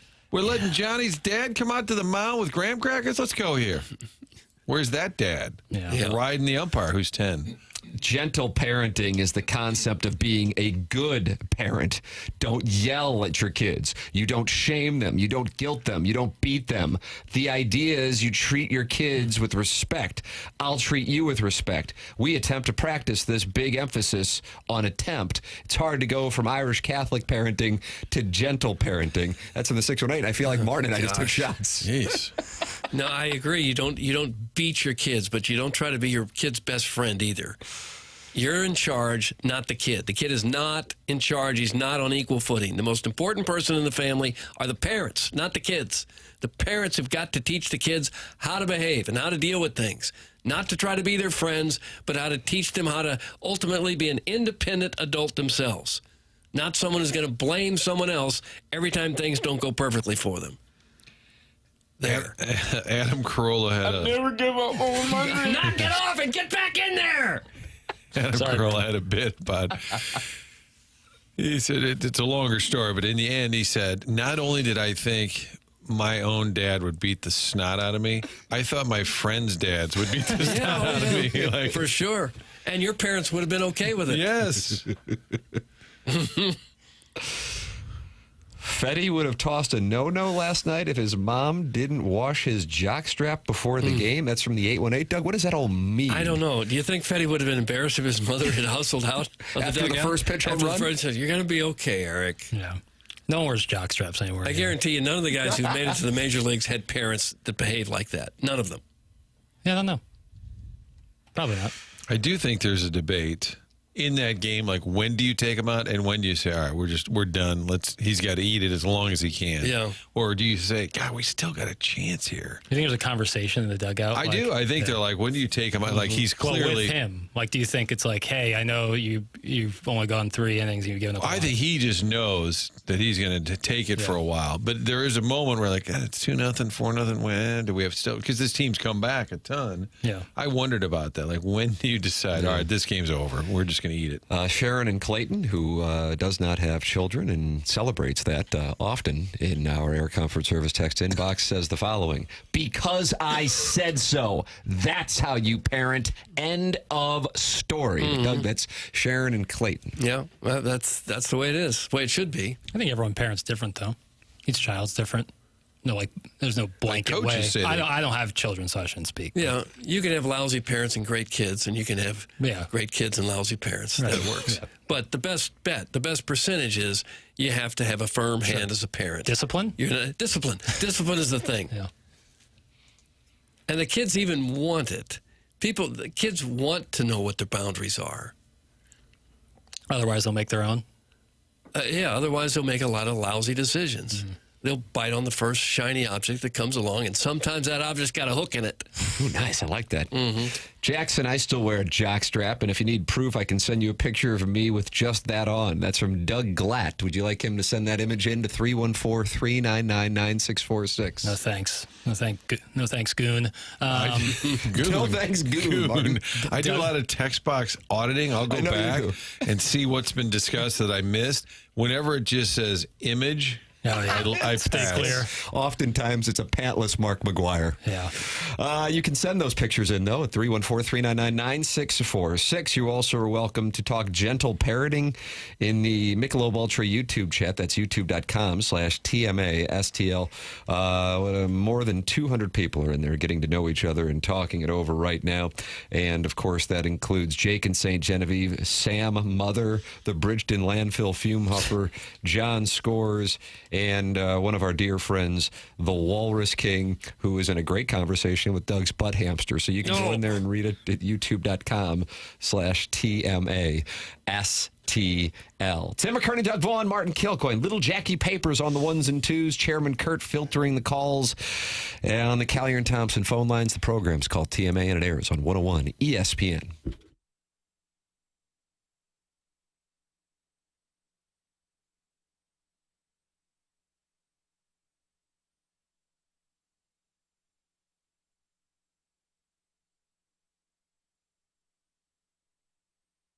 Mortgage loans can get a little complicated. Together Credit Union wants to help you out. As your hometown home loan provider, Together Credit Union has a home loan solution for every buyer out there. Get in on the action, whether you're buying your first home, downsizing, sizing up, or need that second mortgage. Together Credit Union, here for you.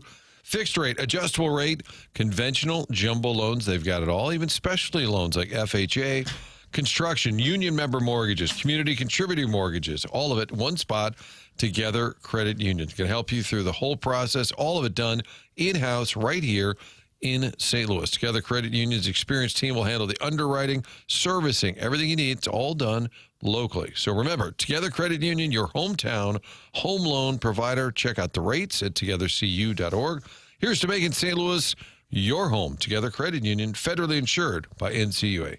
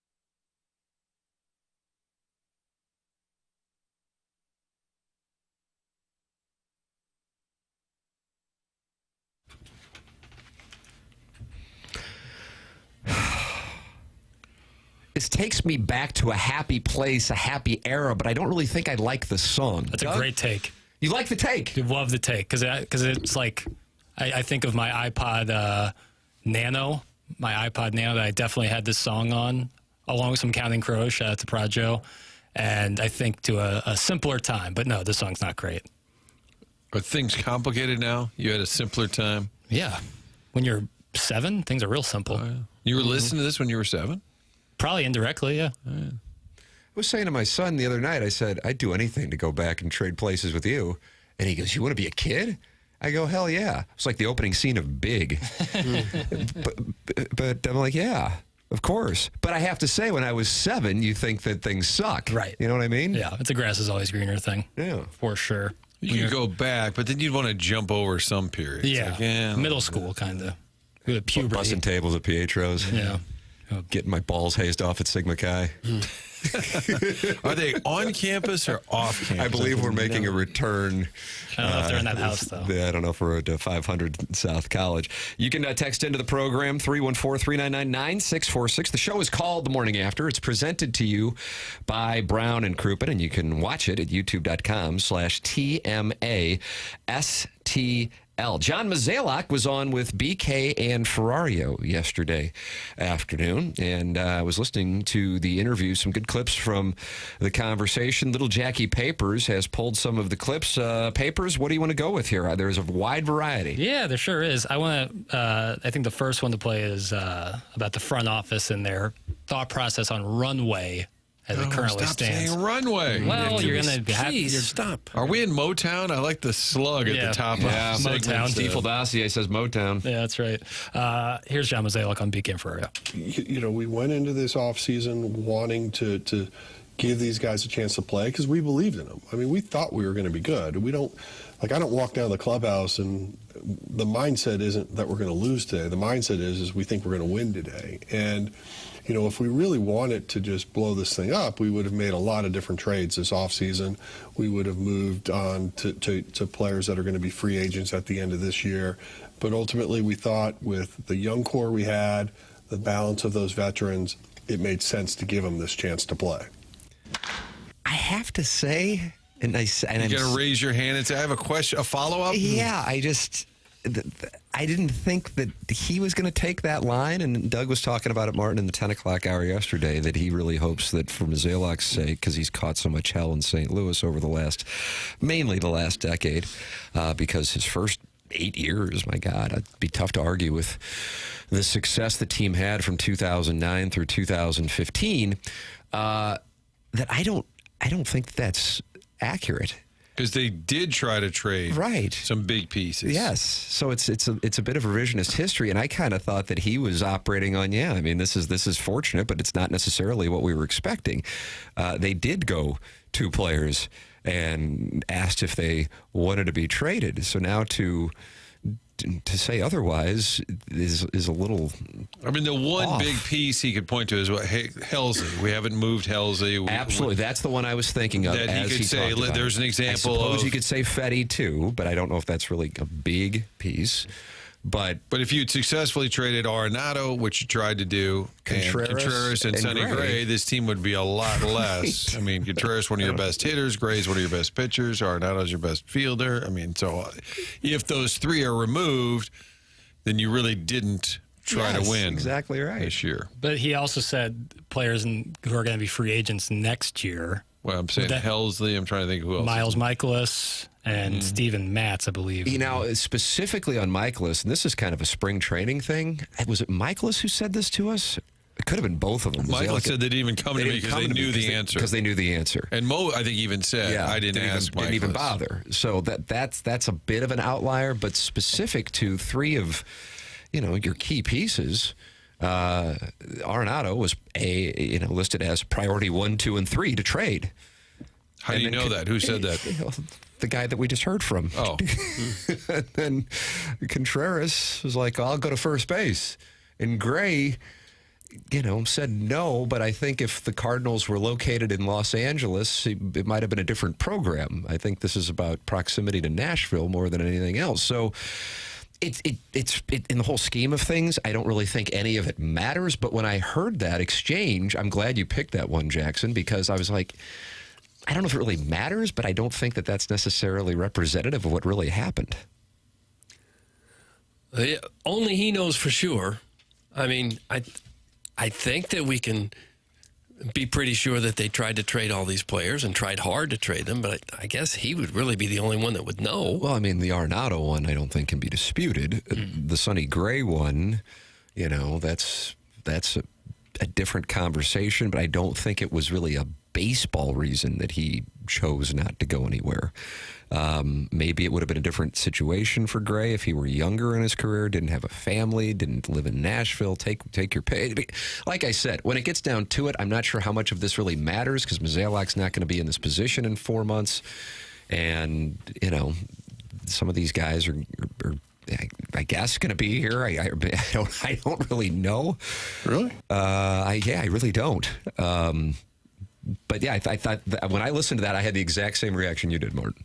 I'm like, that's not, because that kind of became the fan thing. When they're on a hot streak, it becomes, well, it's a good thing that they made the moves that they did or didn't make the moves that they did. But it's like, well, they tried to, and then they just weren't able to do it. So I wouldn't really consider that a success story. It's like getting credit for not signing David Price. Well, we tried to. Right. Stanton was another one I think they wanted. Some of the best moves are the ones you don't make. Yeah. That's this year's new slogan. What else do we have here, Papers? Discussing... This is BK and Ferrario yesterday, John Mozeliak. Yeah, discussing how Ali Marmol is in a tough spot trying to get the right guys the right amount of playing time. It's a very tough spot. That's the challenging part of being a manager. But I think we're trying to balance opportunity with trying to win games. And I think Ollie's done an amazing job doing that. Obviously, as we enter today, there's going to be some decisions we have to make, in terms of what our roster looks like. But ultimately, I think it's the young players are taking advantage of what they're getting the opportunity to do, and that was what we hoped to see. Base knock, Doug. Mm-hmm. We're still hitting the ball at the end of these interviews anyway. Still making good, solid content. I was right on the screws that last one. It was. I feel sometimes, and maybe this is just me and I'm way off base here. Tell me if I am. Sometimes Doug, you're way off base here. I feel like because we didn't expect much from this Cardinal team, that it doesn't mean as much that they're actually contending. It's like, well, this team isn't really very good because we didn't think they were going to be very good. And yet here they are, 7 over 500, very much in the race, and yet we're not as excited as perhaps we would be in other years when we had high expectations, thinking, oh, we got a contending team. And then at the end of June, you are contending, and you feel a little bit better about things. So you have a built-in bias. I like that discussion point. I think that's a good conversation to have because I'm sure a number of fans have that goes through either their conscious or subconscious when determining whether or not to go to games.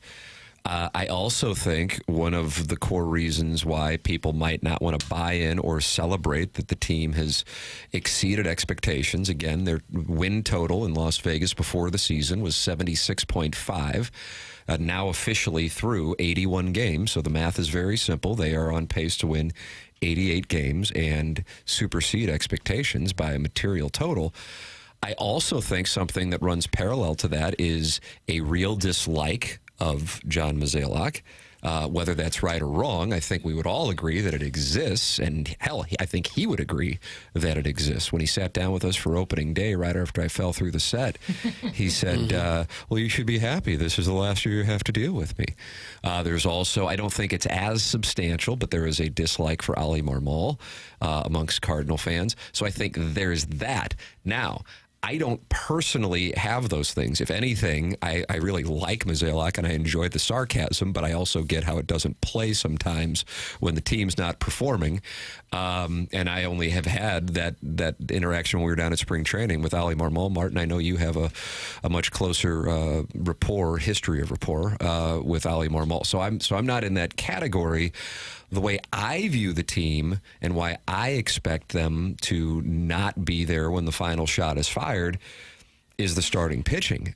But if somehow guys continue to perform above where I expect them to be, and their numbers historically have been, I'd be thrilled, because otherwise I've got NHL free agency and whatever the Blues do, and then I got to look forward to Missouri and Central Arkansas on a Thursday night before Labor Day. So I need some entertainment. So I hope that they supersede expectations.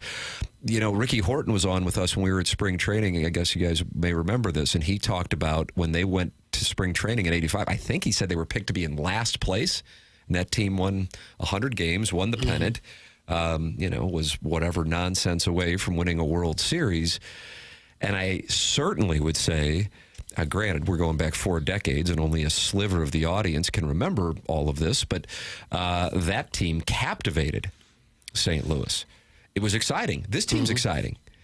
But I think there were some players who came up that you didn't really know about, or players that with a managerial style that excited the fans, that made them believe. In addition, they were going back and forth with the New York Mets team that, when we had Dwight Gooden on a couple of months ago, I mean, that's a team that team was right up there with one of the best in the 1980s, and they were back and forth. In this category, I don't think that fans necessarily think that this is a great team, but they're happy that they're where they are, but not sure that they're going to be in this spot when it's all said and done. I think that would characterize a large portion, and then another portion would be, I just don't like Mozeliak, or I just don't like Marmol, or I just don't like both, and therefore I don't want to reward them for any semblance of overachievement to this point. I think fans are frustrated with the approach, that they're not really, quote, going for it or being aggressive, and then they offer an offseason where they basically say we're going to kind of reset things. So then it rewards that lack of activity. Well, and I think people are saying, well, why are you resetting? You're the St. Louis freaking Cardinals. Let's go here. And I think there is that frustration, and I've said it many times. I think Arenado has a little bit of that belief as well. You're the St. Louis Cardinals. You don't need to be reset. Let's go. Let's be aggressive. We're the St. Louis Cardinals, so get it done. So get it. Was that done. Arenado there? Was that Arenado? I think that was one of our callers. He called in after Mo was on with BK and Ferrario. Arenado called in and said that. But I think there is that frustration. But on the other side of it, if you're a fan of a team, and I get it, you can vote with your pocketbook. Does anybody have a pocketbook anymore? They always say you vote with your pocketbook. My grandma would always say. Vote with your pocketbook. But all seasons are up for grabs. Like, you don't know like, you and I, we could say, right, this team's not winning the World Series. We could say that with definitively. And then all of a sudden things break and you're like, oh my God, Arenado's second half, he was the best player in the National League. Oh my God. Like, you don't know for sure. That's why it's really hard to make something so definitive. Like, this is the worst Blues team I've ever seen. Oh my God, they won 12 in a row. And you're like, well, they're better than I thought. That certainty is also why it's so entertaining, because you never really know what you're going to get. But I think it was almost universally thought in Cardinal Nation that this team isn't going to be very good. And when you get that sense early on, now to have to admit that they're a lot better than they were, you're also admitting that you were wrong, that you didn't have it figured out at the beginning of the year. In all honesty, that's why I don't do well in the hot take world, because I think a lot of it is just noise. And it's like, it's the worst team ever assembled in the history of mankind. And it becomes a reaction to what happened the night before. And so it becomes, absurd if you take a step back. So there's that. I think part of that is probably accurate, Doug.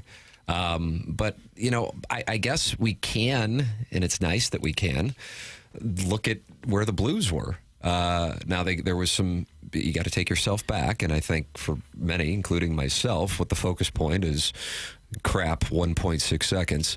But in December, they kind of got it going after Jim Montgomery came on board, and then with some opportunity in January, started to fall apart.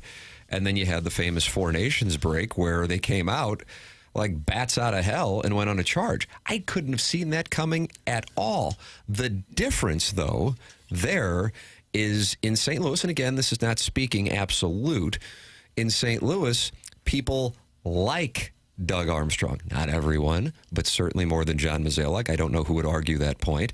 And people like Jim Montgomery. Not everyone, but certainly more than Ali Marmol at this particular moment, or at that particular moment back in February. And so I think that plays a role. And I think they like/respect Tom Stillman, and so they feel like he does whatever he can to put the franchise in a position to win, and they don't see that from Bill DeWitt at this particular moment. And so therefore, even though many of us, certainly including myself, did not see the Blues charge coming, hell, I thought they were done when Parayko got hurt in L.A., that it was a pleasant surprise. So I don't think that you have that same thing going on with, I was wrong, so therefore I'm not going to get excited about it. People were certainly excited about it on this front. And anytime we talk about the World Series, it's a weird thing. I see absolutely no way in hell, I wish I could bet it, that the Cardinals would finish with the best record in the National League. But I could see the Cardinals winning the World Series, which I realize is kind of counterintuitive to the way we all grew up. And by we all, I mean Doug, Martin, and myself, because winning the World Series means you were at least one of the 4 best teams because you got into the playoffs. But now with 3 times as many teams getting into the playoffs and randos beating the best teams, roll the ball out there and see what happens at that point if you can get in. I personally don't like that because I think it devalues the 162-game marathon, but it's not going to change. They're not going to subtract from the top line, so it is here to stay. So from a sample size standpoint, I see no way the Cardinals would wind up with the best record. It could happen, of course. I don't see it happening.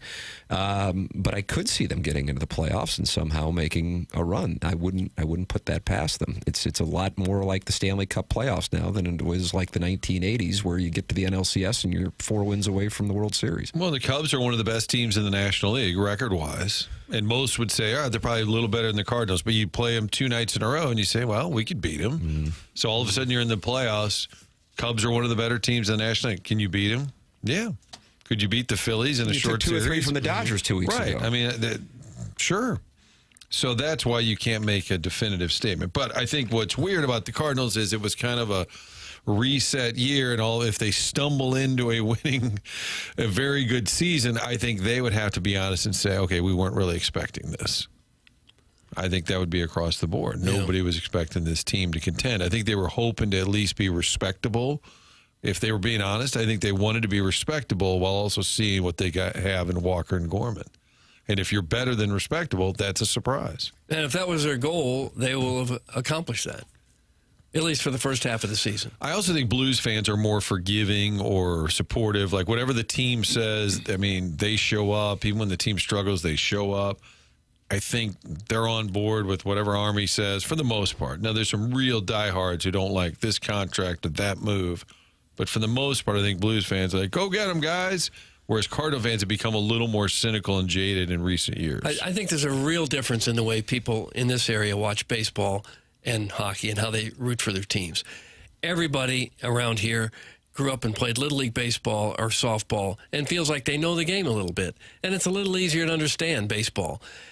Everyone thinks they can manage along with Ollie. Not many people think they can coach along with Montgomery. The overwhelming majority of people in St. Louis never played hockey. They might enjoy watching the Blues, but most of us didn't play hockey. And most of us did play some form of baseball at some time, so we think we know more about baseball, so that makes us more of an expert to be critical of everything we see. We don't know the line changes in hockey. It all happens so fast, you can't keep up with it, most of us. I think that certainly there's a lot of truth to it, but I think, over the last, 2-3 decades, so many kids play hockey now and grow up playing hockey that it's different than when we grew up. It's so prominent in St. Louis, which, if anything, is a credit to the Blues alumni, that I think that part of that has changed. I think when it gets down to it, if I were to ask the audience, and you're welcome to text in your responses, ask you guys, if you expect the Blues to do something of note over the next handful of days, I would imagine most people would say yes. And if I were to ask you, do you expect the Cardinals to do something of note? And by the way, of note doesn't necessarily mean buying. It can be selling. Do something of note between now and the trade deadline. I think most would say no. And so when you both emotionally and financially invest in a team, you want to feel some semblance of reciprocation. And I think where the Cardinal chasm has grown between the fan base and the organization is that fans do not feel like they're experiencing that reciprocation, whereas they do feel it comes from the St. Louis Blues. Yeah, there's truth to that. My point is, I think there's far more people that understand the X's and O's of baseball than hockey. Most wouldn't have a clue what's going on in hockey. They see it as organized chaos and don't know exactly where the defenseman's supposed to be on this play and that play. But they all know where the shortstop's supposed to be on the relay. It's just easier to be critical of baseball, I think. It's the reason St. Louis, it certainly has been for decades. But it's the reason sports is still in demand. I mean, TV has changed dramatically, but they want live events because it is reality TV. You're going to go to, you have no idea what's going to happen. And that's why it's still, sports on TV is still extremely popular. I mean, how many different Roku's, Apple, all these, they all want in on it because you just don't know for sure what's going to happen. I know that's different from what you were saying, but I think in general, with all teams, you just don't know. I guarantee the Cardinals have had teams like, oh, they're going to be really good. This team's going to be really good. That was what Vermeil said. He flew out to see John Shaw after the 98 season, sits down with John Shaw and starts telling him how they're going to be really good in 99. And he said, John Shaw said, oh, my God, Dick, I've heard this from so many coaches. We're gonna be good next year. I know we're going to be good. Don't tell me that. And it's true because you just don't know. Because I guarantee the Cardinals had teams that they thought were going to be really good, and they went the other way. I think if they're being honest, this team they thought was they hoped would be respectable. But going back, that's when they had Contreras, Gray, and Arenado. Before that, if you unload all of those guys, what did you think you would look like? Boy, you were fingers crossed. And how'd you like to be Ali Marmol? You're going to have a team that doesn't have Gray, Contreras, Arenado. Go get them, Skip. Yeah. And then you end up having those guys. Oh, thank God. I wouldn't mind winning as many games as I can. Well, and with the live sporting events on TV you talked about, the people that really like that are the sponsors, the place where the money comes in. Because with live sporting events, people don't fast forward through the commercials. If you watch something on network TV or something, or you record something, you just fast forward right through. You never see the commercials. But sponsors know that their commercials are going to get significant airtime that you're going to watch. Yeah, like last night. Did you watch the game? Probably. If you didn't, would you record it and watch it the next day? Other than Tim and his sleep pattern, for the most part, people are not going to watch it the next day. Because there's another one coming up. You get behind. Bossman's special today, Doug. I don't know what the pony situation will be like. A Cardinal Cub day game in June usually leads to a pony, but certainly is going to be incredibly hot. We'll see what kind of crowd we get. 30,300 last night, Martin. Somebody was telling me that before the series began, the most tickets sold were for this game. Oh, is that right? Pony. So maybe when tickets were available, people were like, oh, I can't go to the Monday game, but I'll go on that Thursday, not knowing it was going to be 400 degrees out. Let's see if I can get an advance. 91 degrees first pitch today. I actually thought last night wasn't as bad. It was a little sticky, but fine. It's fine. It's summer. How'd you get through it? Any local news person ask you on the way out, hey, it's television's Doug Vaughn. How did you get through the heat? I tried hard to stay hydrated. Gosh, I love this club so much, though. I just had a little bit more water. I'm an adult human being, and it's summer. I think I'll be okay.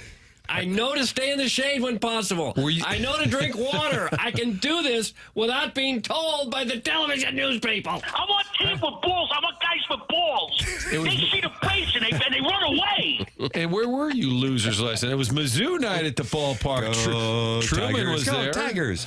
Truman was in his full gear. I didn't see him. Was it just before the game, prancing around? I saw him in Gruden throughout the first pitch. He was, Truman was down there with Fred Bird. I was thinking, God, what a tough night. I wouldn't mind just for one night being that Truman down there so I could lose about 15 pounds. Yeah, I guarantee last night was that night. Doug, we've received a 5-star play from the 314. Imanaga, first game back from the IL. Cards are plus 120. Hammer it.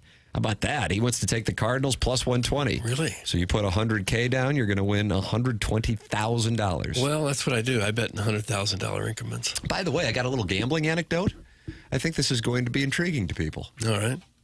I'll tell you on the other side of the break. Did it again. I did it. Teasing camp. It's an overnight teasing camp, Martin. Overnight. It was like at a cabin somewhere in DeSoto. This was a little situation I got going on, and since it's at my expense, many of you will enjoy it. It will be coming up on the other side of the break in the Mark Hanna Evergreen Wealth Strategies 9 o'clock hour. This is TMA 101 ESPN.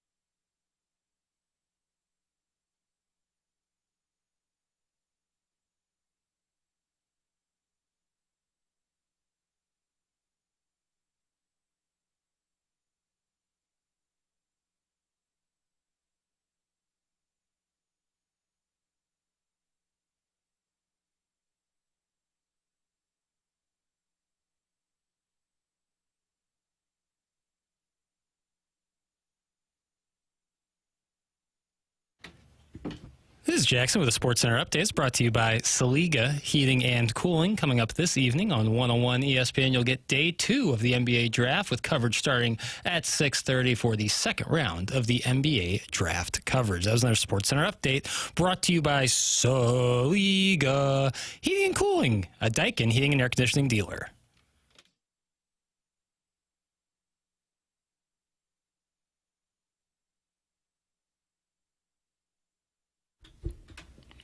Gorillas? Yeah. Feel Good Inc. 2003? I don't know the years, Tim. I wish I could help you. And one of the artists was from De La Soul, and one of the artists from De La Soul's son was Trey Mason, who Missouri bottled up in the 2013 SEC championship game. By bottled up, you mean they kept him under 400 yards? Correct. That's correct. That's correct. Well, if you take away those 3 really big runs, he'd still only have, what, like 180? Mm-hmm. Doug, missed opportunities. Regrets, I've had a few, but then again, too few to mention. Chairman of the board. It's TMA. The program is presented to you by Brown and Crouppen. It airs on 101 ESPN, the TMA STL YouTube channel, and also you can podcast it like the Dickens. Go back and PLTD by watching on YouTube or the Schaefer Door Company podcast. Tim McKernan, Doug Vaughn, Martin Kilcoyne, Jackson Burkett with you on the program. Doug, last night I logged into my offshore gambling account because I am trying to avoid my high school bookie. Okay. He wants your legs broken, yes. frankly. And this is actually really how I do wager. It's offshore, Martin, at least for another few months, as soon as we can get that video poker thing taken care of for the guy. But I went in there. I have I'm liquid. I'm liquid AF. I'm from Tam Avenue. It kind of goes without saying. And I want to put a small taste on Alex Smalley to win the Rocket Mortgage Classic in Detroit. I'm high on that Alex Smalley. I feel like you've made a play on him before. It's coming for Alex Smalley. Yeah. And I go into my account, and it has, let's say, X number of dollars. Then I know it has X number of dollars. It still has a bunch of money in there from when the Jets beat the Blues and I was doing the emotional risk management thing. And I go in there, and I see that the account now has $1.52 in it. Ooh. Well, you got hacked? Someone wet their beak. And I go to look at the transaction log, and somebody There's a little charge here, a little charge there. We should just take a little off the top. We'll put it back in later. IOU. They didn't leave a gift card. I'm They just took the concerned whole who damn you were thing. working with. And it was somebody got into my account and just put a bunch of different bets on Mexican soccer. Oh, wow. Nice. Not winners. All of which, Doug, were not successful. Lost every bet? So I don't know if it was like laundering. I don't know what the hell was going on. Yeah, boy. I had to reach out to my friends offshore, and they asked questions. I'm like, I got nothing to hide. I know I didn't put the bets in. The last time I put a bet in, I shorted Tommy Fleetwood on Sunday. That's the only thing I did. I hate to do that. It's my son's favorite player. But I'm like, I know Tommy Fleet, and I know he gets tied on Sundays with the lead, so I got to short the market and bet against him. And there's no history in your gambling on Mexican soccer that they could point to. I think about the only thing I will do is bet golf.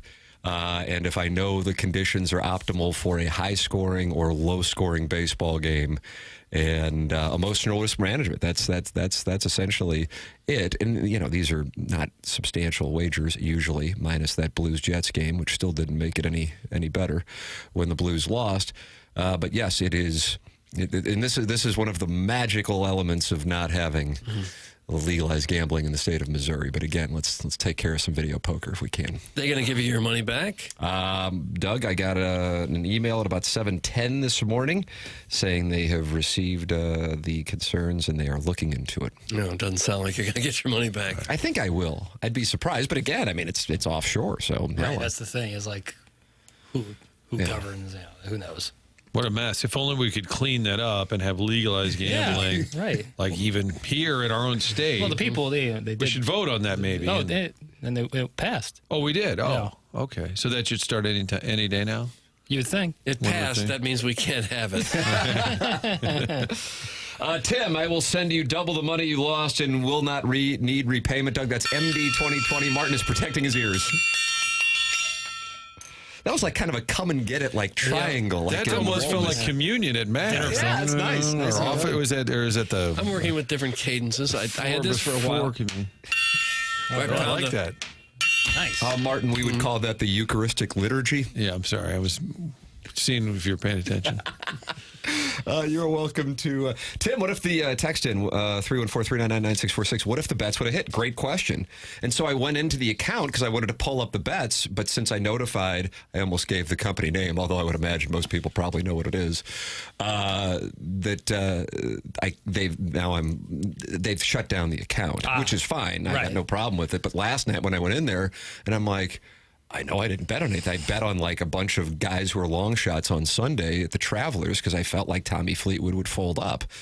But that's the last time I had placed a bet. And then I went in there and it was just a bunch of Mexican soccer games. So that's a good question from the 314 going, what would have happened if I would have won? I don't know. It's weird that the person didn't, or whoever did it, didn't just withdraw the money and instead was like, oh, look at this. Now I can finally place some wagers on this. I don't know if I would have gotten a notification. Yeah. I have no idea. I'm surprised I didn't get a notification anyway. Right. Yeah, how do they steal the money if they win? You can do player-to-player transfers on there. I don't know.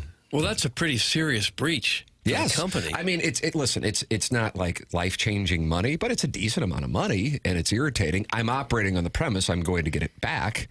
If I don't, that'll suck. It's not going to, like shut things down. I expect you'd go to Bermuda and knock a few heads. Bermuda wouldn't be bad. But what if it would have been like, I've got some friends, as Jackson knows, who have really done well on this site and significant amounts of money. And I'm going, okay, well, what does that say? Yeah.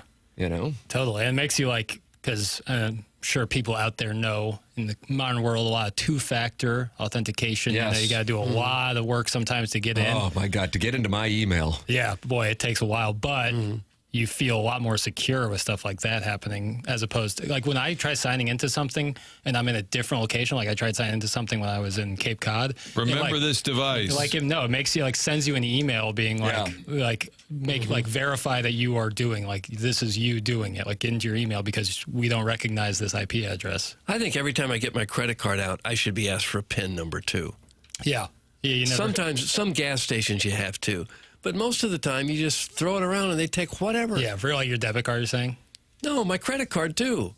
I never have to enter. I don't even know. No, he's saying you should. He's saying you should have to. Like, let's say you had my credit card and you went over there to the convenience store to get some nachos. And you just swipe the card. Nobody's going to know. How many hundreds of millions of dollars would that save in fraud? Right.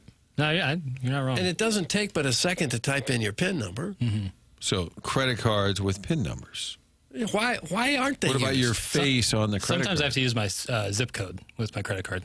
I'm getting gas sometimes. I'm just never asked any information about using a credit card. I mean, at this point, I just tap the damn thing and off I go. It couldn't be any quicker. It is really well, no, I mean, it's easy to use, but is it how You're secure saying it is shouldn't be that easy. No, I get All it. somebody has to do is steal your and card. My premise is it's never been easier, but then at the same time, I think it's probably at the highest point of fraud and theft. Never easier to steal. So, Doug, we can't complain, old guys, when we can't get into our email in the future because we're advocating for more measures. Who watches The Watchmen? Tim, if you need me to send wifey pics to the offshore folks for influence, let me know. That's from Shrimply Pibbles. Doug, he is going to try to get my money back by sending pictures of his wife to this company. Should work. A known tactic to settle a score with a gambling outfit. Isn't this more likely an error on, this person is asking and knows the company, so tip of the cap, on the company as opposed to somebody stealing? That is from TubeSock. I don't know. I wish I would have screenshot it when I opened up my account last night and then saw the transactions, and it was like 30 different, whatever size bets to get to the point of, taking all of my money out. So maybe it was, I don't know. But they left you with $1 and a couple They did leave me with $1.52. Okay. So that's nice. So I'll put that on Alex Smalley to win. There we go. Yeah. There we go. So then I'll be handsomely rewarded. You are welcome to participate in the program with the Design Air Heating and Cooling email today, which comes your way at 10:45. Martin, you're a Design Air guy, just like me and Doug. Love Design Air, not only their service, but the fact that they have a quality reputation you can count on for decades and decades. They've been around for a century now. It's a fourth-generation family family-owned business. They want to make sure your AC is working properly. On top of that, they want to make sure you have a great experience when they come out to repair and or replace your unit. They're going to make sure you have a quality service repairman there. Sometimes they're a silver fox. It seems like we have a growing list, according to our listeners, of repairmen they've really enjoyed. But when they come out to your home, they're not going to try and sell you something you don't need. There are times you need to replace the entire unit. That happens. Other times you just want a simple explanation and a simple repair, and that's what they specialize in at Design Air. Again, 4th generation, so you know it's a family-run, family-owned business you can count on. Great St. Louis success story. Longtime sponsor here, longest-running sponsor. That's right. Of TMA. They bring you the email of the day later in the show. I don't know if they want people to know that, but designerservice.com. That's the website. Set up an appointment. Even if you think the AC is just not quite right, you can usually tell that. You put it at, let's say, 68 degrees, but the house is still warm. It's not quite right. Maybe you just need a little tune-up. Find out more by going to designerservice.com. Martin, it looks like the culprit has acknowledged that they were in my account. Sorry, wow. Tim. I thought for sure Juarez was going to cover the plus 1.5 goal spread against Mexico City. Juarez, as recently infused a bunch of cash from the cartel, thought they would be bumped up. Instead, 3 of their players, quote, died unexpectedly after they lost. No. So that's what happened right there. That was Loris and Woods-Wacko who got into my account and thought he had some free money coming his way, but the cartel got him. Yeah, gets a lot of people. That is a bad break. Watch your Apple Card transactions for charges for 2 furniture purchased from Walmart back in December that wasn't mine. I contacted Goldman Sachs and I had them reversed. 2 months later, they put them back on as if I were lying. I called them again and got them reversed. I'm now watching every month to see if they come back. Damn credit card companies. That's Sharon in Clayton, Goldman Sachs client. I told you about the time I used my credit card at Target in Kirkwood, and before I even got out of the line, I got a phone call from Visa saying, "Did you just buy something in Kirkwood, Missouri?" I said, "Yes." They said, "Well, 10 minutes ago, did you buy a big screen TV in San Diego, California?" I said, "No." They said, "We didn't think so. Someone got your card and is running up a bunch of expenses. We'll kill the card and send you a new one." And I said, "Am I liable for this?" What? They go, "Oh, no, we'll take care of all of it." Yeah. So in other words, they just wipe it off. Yeah. And they make so much money that when there's fraud, they don't even chase the people. They just give you a new card. So why not force people to use some kind of identifying PIN number or something every time you use the thing, so when it's stolen in a restaurant or wherever the point of sale is, that person would still need a PIN number to use it. Right. Right. They are pretty good at flagging things quickly. Yes. They'll stop it and call you, but it can be embarrassing when they stop it and you're actually making the purchase. Yeah. And they're like, "Hi, can you call us?" "Yeah." "Are you at Costco right now spending $1,000? "Yeah, we came in for a loaf of bread and bought a water heater." "Yeah, sorry." It's been known to happen. I even still had the card. They didn't steal the card. Yeah, oh yeah. That only is the They just number. tracked the magnetic strip somehow. Yeah. Yeah. It also is like if you lose your wallet, like you make 2 phone calls and you know someone can't take your card. Yeah, they're good about that. I just wonder, for their own good, why don't the credit cards require more? I'm with you. But I also love that you can just like tap your credit card on the machine and be done. Yeah, tap it, but then type in the 4 numbers. Tap it and type. Tap it and type. Papers, how do you feel about tap it and type, Papers? I'm on board. You're Consider okay me with on that? board. Okay. The program's called TMA. It's presented to you by Brown and Crouppen. Martin, I know that you have onboarding at 10, but the last thing you want to do is miss out on clearing the deck, in which the question is, what is the familiarity level with someone you need to have with someone to tell them they have something in their teeth? Oh, yeah, you should always tell someone. Or if something on their face, something hanging out of their nose. We'll get You're to always that. supposed to tell them. Don't worry. Jackson's like, "Hold on, Doug. Hold on. We'll get to that." Yeah. Clearing the deck. I also have a lineup question for you guys. Your savvy baseball. I've been looking for the line. I don't have a lineup, but I have a lineup question for you. All right. I've been scouring for the Cardinal lineup today to see. It's a little early. What are we, 4 hours hours there's a away? bunch of teams with lineups already out. The Southside Seamen actively monitoring the situation. Guess Mo hasn't made it out yet. It's coming up here on TMA. Email in the morning after at InsideSTL.com. This is TMA, presented to you by Brown and Crouppen, 101 ESPN.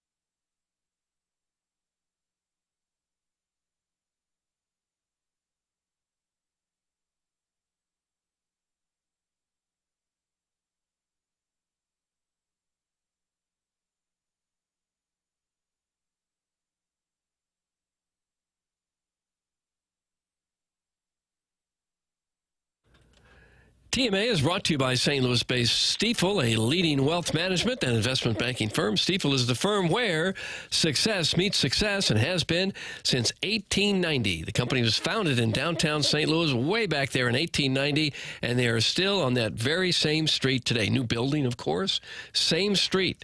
Proud to have called St. Louis home for 135 years now. Stifel partners with the Cardinals and the Blues and now the Stifel Charity Classic. They also sponsor Stifel Theater. Stifel is honored to support the city, the people, and its future. With financial advisors in 12 offices across the region, Stifel helps clients right here in St. Louis and nationwide manage their hard-earned wealth. Stifel also provides banking, lending, and trust services and has a full-service investment bank. Basically, when it comes to finance, Stifel has you covered. As one of the fastest-growing wealth management firms in the world, their tagline is, where success meets success. It's no wonder they've decided to partner with a winning program like this one on TMA. Stifel Nicholas and Company Incorporated, member SIPC and NYSE.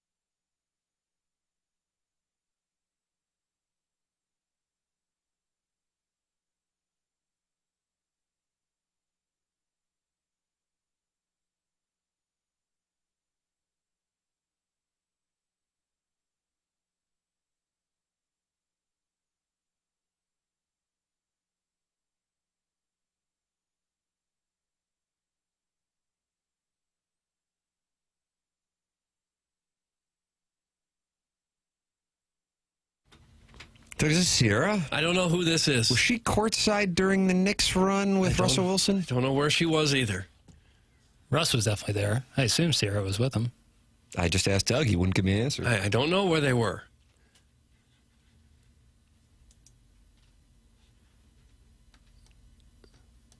Don't dance over there, Piddles. How can you not? Sierra and Missy Elliott. Piddle pack.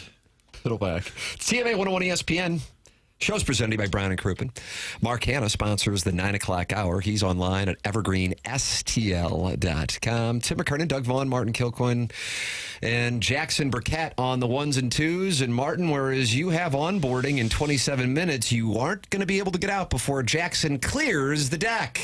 Yeah. So I don't know how it came up yesterday. Maybe some had their fly open. We discussed it. What's the familiarity level you need with someone to tell them that they have something in their teeth or their fly is open? And are you someone who appreciates when someone tells you all of those things?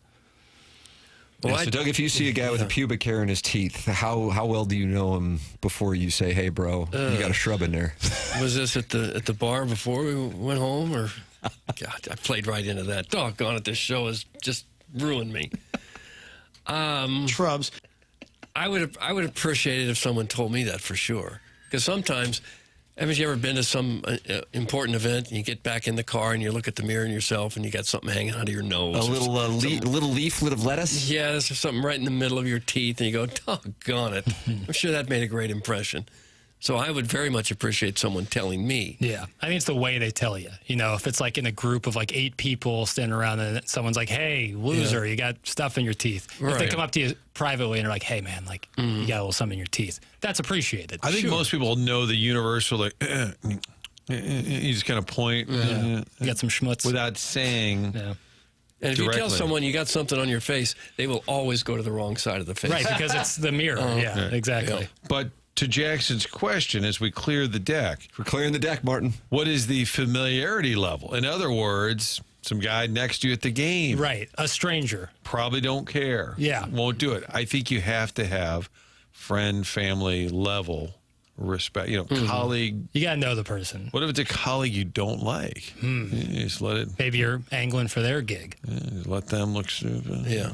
Or you could maybe, I remember when Drew Brees appeared on Oprah, and when he sat down, she tried to wipe the birthmark off of his face. She said, you came out here with something on your face, and it's a birthmark. No. Is there audio of that? That actually happened? I feel like I would have seen it. You saw that? Chairman Kurt is confirming? Oh, my goodness. How could that not be? You got to be careful. Oh, my. Now I got to go YouTubing. Oh, boy.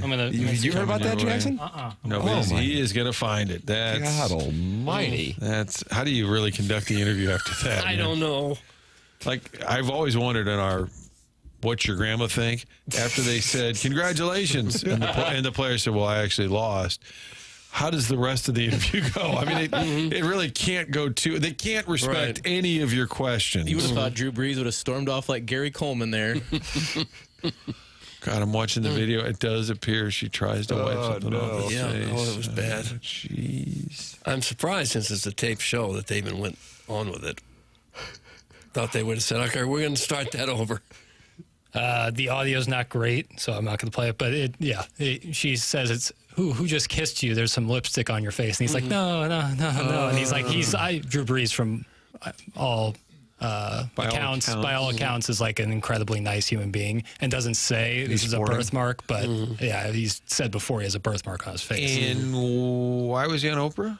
That's a good question. This is probably post when they won the Super Bowl. The video looks older than that. Yeah, it does look. It looks. He has long hair. Maybe it's post Katrina, talking about the return to New Orleans. Maybe. Interesting. I don't want to bounce around the Stiefel dossier, but Doug, do you want to get this best place to have herpes article, Jackson, included? Jeez. The best place? That's in segment 10, too, and I wanted to make sure we got to it before Martin had to go see Heim Bloom. Best place on your body, or like the best city to have it in? No idea. Martin, do you see that in the Stiefel dossier? It's in it was kind of buried in 10, and it's kind of in a lighter blue font, so I didn't even notice. That's a link, I understand, that you can click on. Whereas Motown was prominent. The New York caller, the radio caller that we got to, is in bold black print, which means I think that's the key for first audio. saying, get to it. Get to it.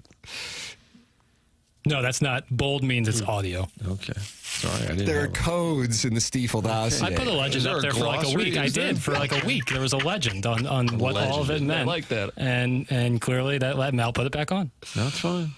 So we're not going to get to the best place to have herpes? What do you think it is, Doug? The Caribbean? I guess it'd be the best place to be anywhere, I guess. Hawaii, maybe? I mean, you're gonna have it. I mean, No, it's your link, bro. It was an advertisement by the place. Oh, whether it's Hawaii or Siberia, you still got the herp. I don't want to give it away. Was this but- on Travel Wisconsin? No, they had a big budget this year for Travel Wisconsin. The New Zealand Herpes Foundation put out an advertisement. Sponsor, Martin. Live reads are going to be a little rough.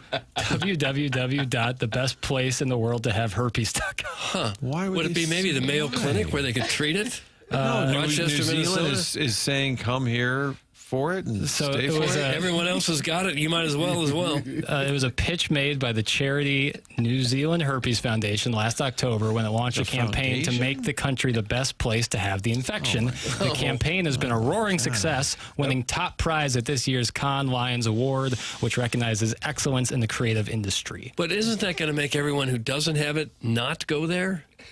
I don't know on that. If it's the best place to have herpes, that's not where people want to be if they don't have herpes. The video starred Sir Graham Henry, the former head coach of the national rugby union Coach team. City. He said, "We need something to be proud of, something big and brave to put us back on the map," as he scrawled the word herpes in all caps on chalkboard. It's time for New Zealand to become the best place in the world to have herpes. Is this the Onion? Did you get BBC, brother. BBC, British Broadcasting Corporation? Corporation or company? No, it's probably corporation. Yeah, it's fair. So it won an award at Cannes. Not bad. And that's CANNE. I think it was a very tongue-in-cheek thing. Okay. No pun intended. Well, I know we're clearing the deck. Can I offer you Garrett Hampson in the lineup again today? Oh, my goodness. No, I'm not saying he is. But I did look at the numbers. Shota Imanaga is pitching, the left-hander, for the Cubs. Career numbers, Garrett Hampson is 1 for 2. Nice. So if they roll him out there, you can say, well, he's hits him hard. 500 against. He made a really good play in center field last night. Sliding there, yeah. Maybe you need him to pitch today. Nolan Arenado in his career, 2 for 4 against Imanaga. Mason Wynn, Tim, take that $1.58 you got left over. Put it on Mason Wynn. He's 3 for 7 with a home run against Imanaga. Rest of the numbers not all that encouraging. Brendan Donovan, 0 for 6, 3 Ks. Does he sit today? You got to get him a day at some point. I don't think so. Not in this situation. Because you got to beat the Cubs. Play your best against the Cubs. And then sit him against Cleveland, maybe. Go all in today. Yeah, that's why Palante's starting instead of Gray. Because they're going all in. Yeah. Contreras 0 for 4. Donnie 0 for 6. Gorman 0 for 3. Well, that's most nights, actually. We had that gambler text in that he loves the Cardinals plus 120 with Imanaga coming off the IL. So, Doug, I don't know if you're going to bet it, but he's been pretty stingy. I see his ERA is 2.82. So when he's pitched, he's been very good. Tickets sold over 33,000. So we'll see. That's what'll get announced. But I don't know. Doug and I were talking off air that it's not. You can walk around. You can get around. It's fine. Head on down to the old bar. They have a chance to win the series, Doug. They can win the series. Well, it's the game they need to win. But if they do, that's what will matter at the end of the year. That boy is scrappy, always making the B-fib happy. He was actually funny post-game because we were talking about Pete Crow Armstrong the other day. I wanted him to play a little more ball, just give a little more of an answer. So Brendan Donovan's standing there, and I said, is it easier to flush a game when it's clearly a loss as opposed to a walk-off or a bitter defeat? And he goes, Yep, it's already over. What else? He was just kidding, like he wasn't going to explain it. Yep, it's over. Moved on. Done. And then he went on to actually talk about the game. A lot of play. I will say, and we said it in February before we went down there, it's a very likable team just from a media standpoint. I think that relates to fans as well. You don't really have any like SOBs. You know, you walk in there and We've all been in a lot of locker rooms where you go, oh, God, don't go over there. Geez, don't even look at that guy. Really is a very likable group. For what that's worth, Doug, I don't know. It's right now it's worth 88 wins according to the math, but. Well, it's probably worth something to the players to know that everyone else is kind of a decent guy, because over the long baseball season, it is long. It could be very unpleasant if you were surrounded by jackwagons. Right. Hell's bells coming in stopper style. Lights turn red, B-fib go wild. Almost sounds like Michael Bublé. Jackie's swaying over there. Doug, this is right up Jackson's alley. Jeremy Rutherford talked with Blues alumni with the new uniforms being released a couple days ago right here on TMA. We had Chris Zimmerman and Steve Chapman in. The alumni gave their favorite and least favorite uniforms in the history of the organization. We'll see if it matches up with our uniform connoisseur, Jackson Burkett. That comes your way next. This is TMA, presented by Brown and Crouppen, 101 ESPN.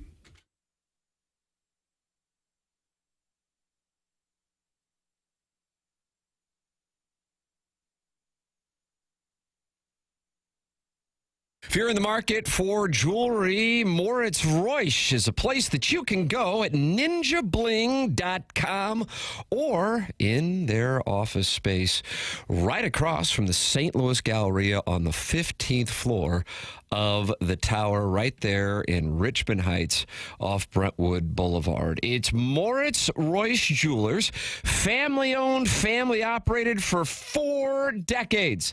Moritz Reusch has all kinds of jewelry in stock, specifically engagement rings for the guys who want something to get put together pretty quickly, or they also do custom jewelry if you want to design something from the ground up. It is Moritz Reusch online at ninjabling.com. They've been around since 1982, and their experience in the industry goes back even further. Dan Reusch, 3rd generation in the jewelry industry. It's Moritz Reusch online at ninjabling.com.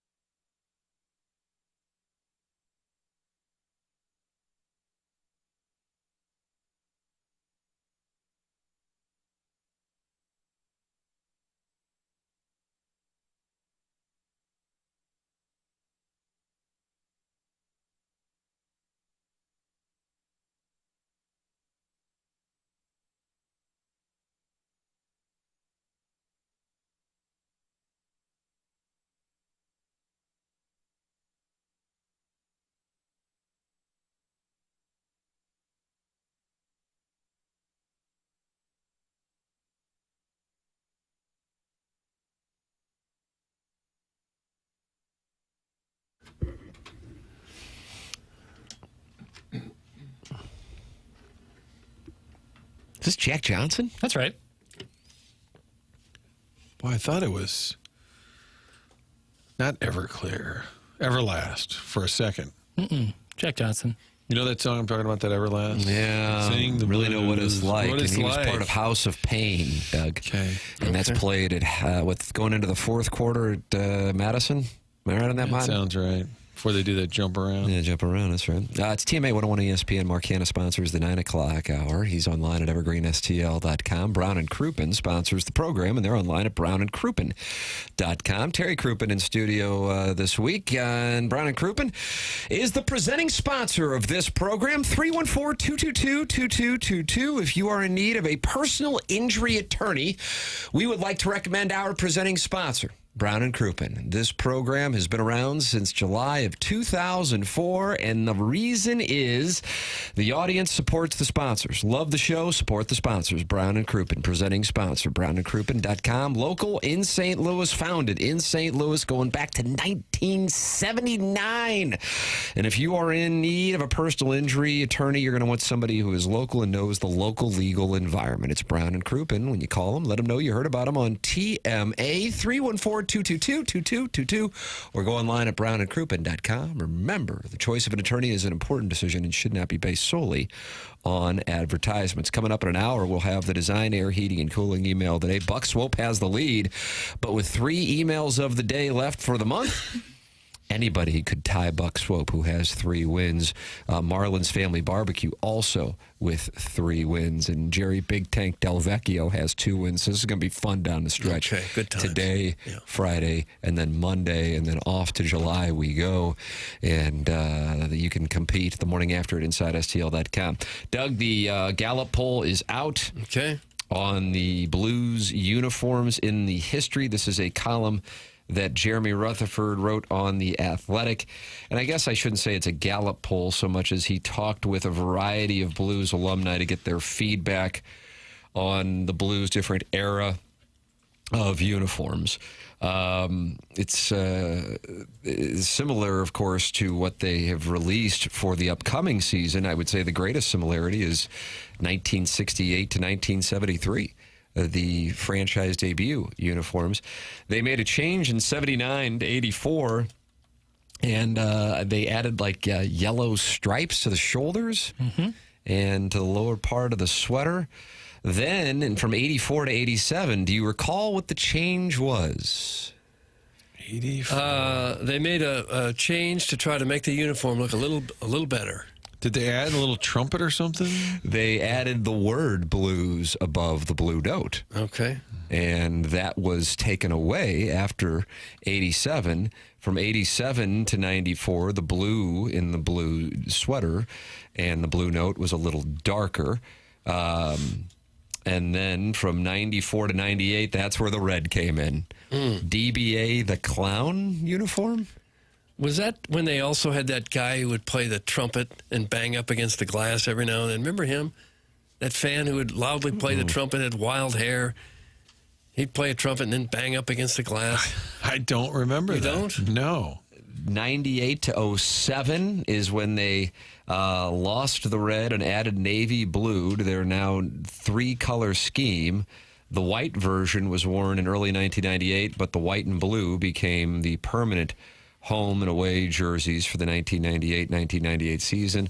From 2014 to 2024, this will be known as what they wore in the Stanley Cup era. And then now the new uniforms, which take you back really to the original, at least if you're comparing the different eras. Doug, of all of those, what is your favorite? What is your least favorite? My least favorite was the red. I didn't think that was appropriate. I don't think very many people like that. I guess my most favorite would be kind of what they're going to go to now. The original uniforms that I just have always thought that looked like what the Blues are supposed to look like. It's what they came into the league wearing. Nobody else had uniforms, anything close to that. And that's the one I like the most. Martin, what do you got?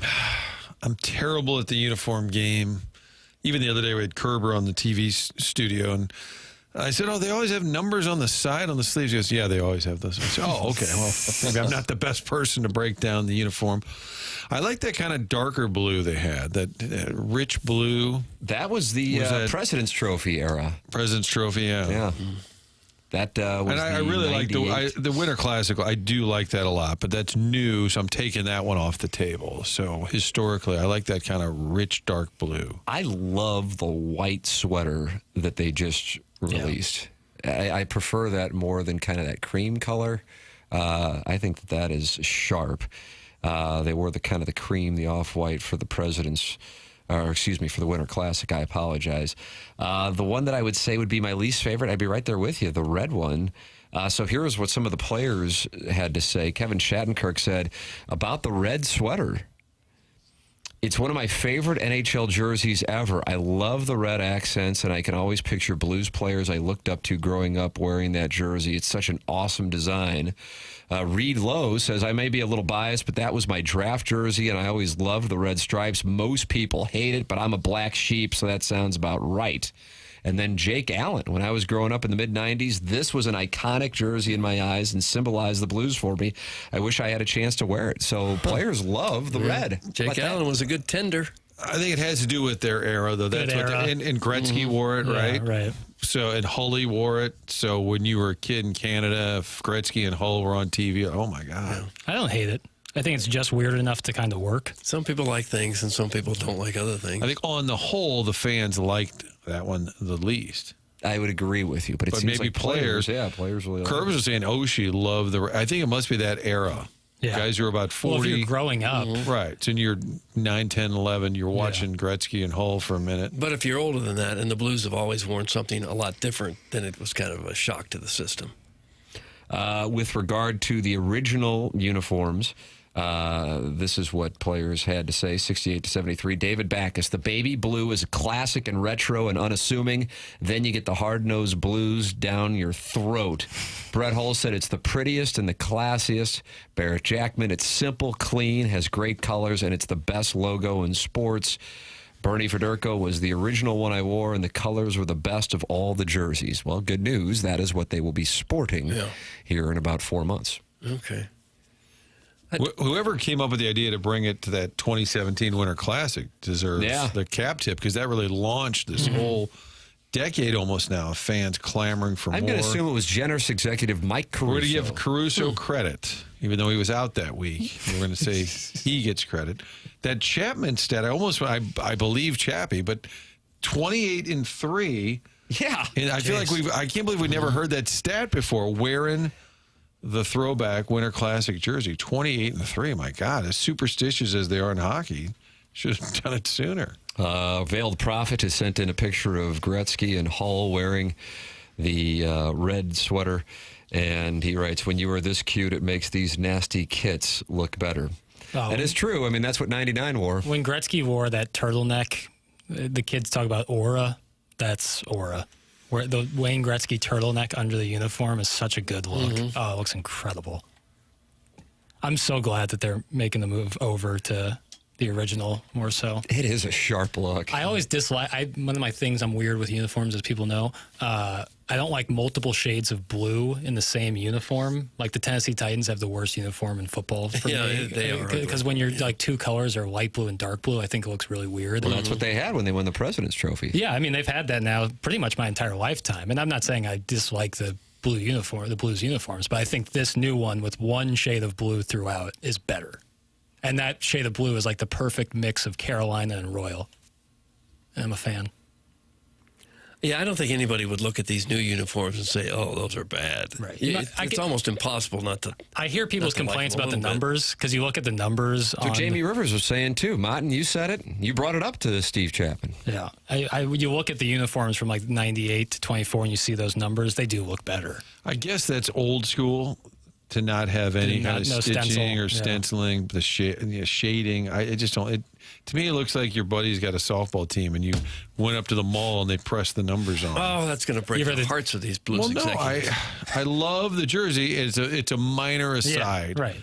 That's the only thing I don't like. But by the way, Doug, I've been doing a deep dive. And a texter did say Claude Scott was the trumpeting yeah, Claude, guy. that was his name. He kind of looks like Mike North, the Chicago sportscaster. Mm-hmm. He's got his hat on sideways. He's banged up against the glass. You don't remember him? I do not. They used to show him at maybe you weren't back in St. Louis yet. Because they used to show him at some point in every game. Claude Scott combined comedic antics with brash trumpet playing skill, entertaining fans at hockey games around North America. It looks like he spent some time in Quebec, but he was with the Rivermen in Peoria. Mm-hmm. They had him playing there in the 80s. So, Claude Scott. Is the trumpet your favorite horn? Flip that off. Don't sleep on the trombone. I was going to say, I'm a trombone guy. Slide trombone. Sax, not a horn? No, that's a woodwind. Yeah. It's a woodwind. Nice, Jackson. Certainly. That's what I played. Anything with a reed. Yeah, I played that. I had to practice outside. Tim, my wife would like to see you wearing an old Ryan O'Reilly sweater, and only a Ryan O'Reilly sweater. Doug, that's from the recovering alcoholic from Belleville and Webster Groves. I agree, Martin. Numbers need piping around them. That's from Jim Edmonds, tractor mechanic. Jim Edmonds, of course, texting you this morning at 5. He's in Greece. Not gardening at the I hope somebody's tending to the farm back in Nashville. We kid the farmer. You think he has overalls? No. Puts a hayseed between his teeth and gets on the tractor? Straw hat. I think he probably has like a really nice tractor. He rides around and says, "Hey, what's that combine do? Yeah. Hey, who's in my field?" Jim, those are paid employees. Get out of here. You hired them to work the field. Whatever Tim likes, I want to wear. Thanks. That's from Average Size Shabangas. I still wish they bring back those navy ones with the arch in the middle. Yeah, you're a big advocate of those. I really thought they looked great. With the white numbers on the back, I thought those looked awesome. I like those too, I have to tell you. People are weirdly, hate them. Yeah. Like, I don't... You know what he's talking about? The alternate that they had for a while? Probably 2010-ish through 2015, I want to say. Is navy with the yellow accent, and then in the middle it was like an emblem with the blue note and the arch around it, and it says St. Louis Blues I outside. cannot turn this. Maybe I can't. That's precisely it. Yeah. Somebody texted in that picture. I like the logo, that circle logo. Yeah, I think it's really cool. It's got the arch shaded in the back. I think if you did that with the new uniform color, I think that would be a really cool uniform. I think it'd be a really cool uniform. No Blues jersey in history at a one-color number. It's really a bad look. I'm looking at the ones from the original, and they look one color. I don't see stenciling around those. Blues ownership hated the arch one. That's from the 636. Really? That's surprising. I think it's great. You ever heard that, Martin? Stillman didn't like that? The one that had the arch inside the logo, the circle emblem. Yeah. We got logos and emblems, part of clearing the deck. But I thought that circular emblem is perfect for like a ball marker, maybe a coaster. Yeah. I follow you, baby. It was big in coaster sales. Yeah, they were trying to reach branding. the coaster market. I love a good coaster. There are a lot of reports saying Stillman hated those jerseys with a fiery passion. That's from the 314. Wow. Well, who's he? I have questions. So in my dossier presented by Stiefel, I have questions for Heim for whenever Heim Bloom. You're going to see him here in a matter of keep moments. him handy. I'm going to open up questions for Tom Stillman. I'm a big logistics guy. I kind of want to know where he watches the games if he's in town. Because in the Mo box, is that... You think he's Billy Beaning it and doing it in the weight room? No. Maybe the DeWitt box. It feels like he has to be careful to avoid the media at all costs, too. Yeah. Well, they had that escape hatch they used during the press conference in October. Escape hatch. But if he's going to be... And he's not going to go to Motown because that would be a little weird. I don't know. I'll ask him. Martin is going to see Heim here in a matter of moments for onboarding. 10 o'clock hour is coming up next. That includes the Design Air Heating and Cooling email of the day, which you can compete in by emailing in the morning after at InsideSTL.com. That's coming your way in the 10 o'clock hour here on TMA, presented to you by Brown and Crouppen, 101 ESPN.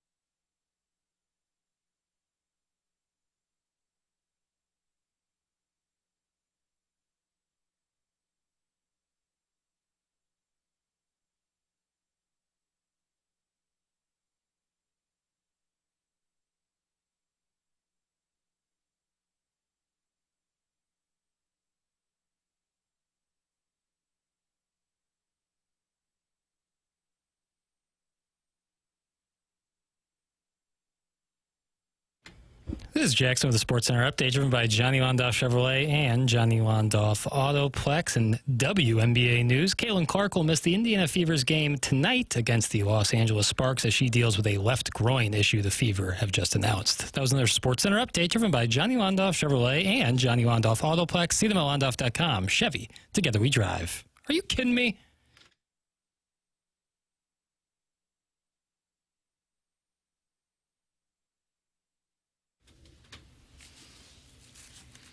Doug, you wanted it. Why?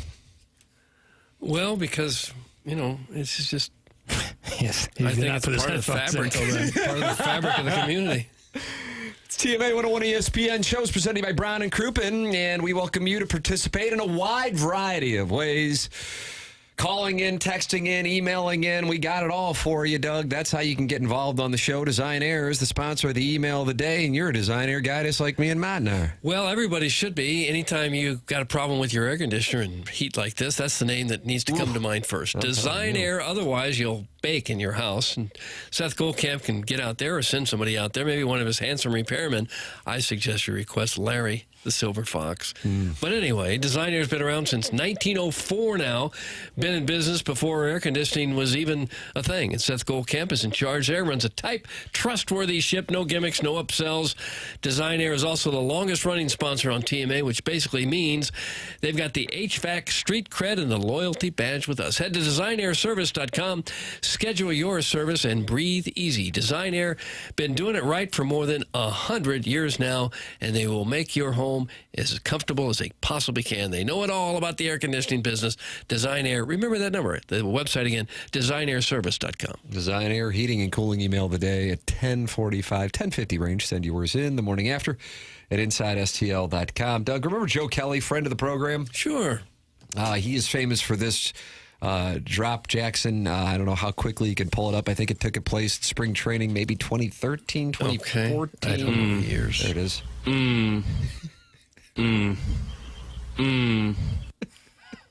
Now, what was he about it for you? Okay, I think he did it once. He definitely did it twice. And I just played it 3 times. What was he responding to? We don't even remember. Doesn't matter. Okay. We obviously asked a provocative question.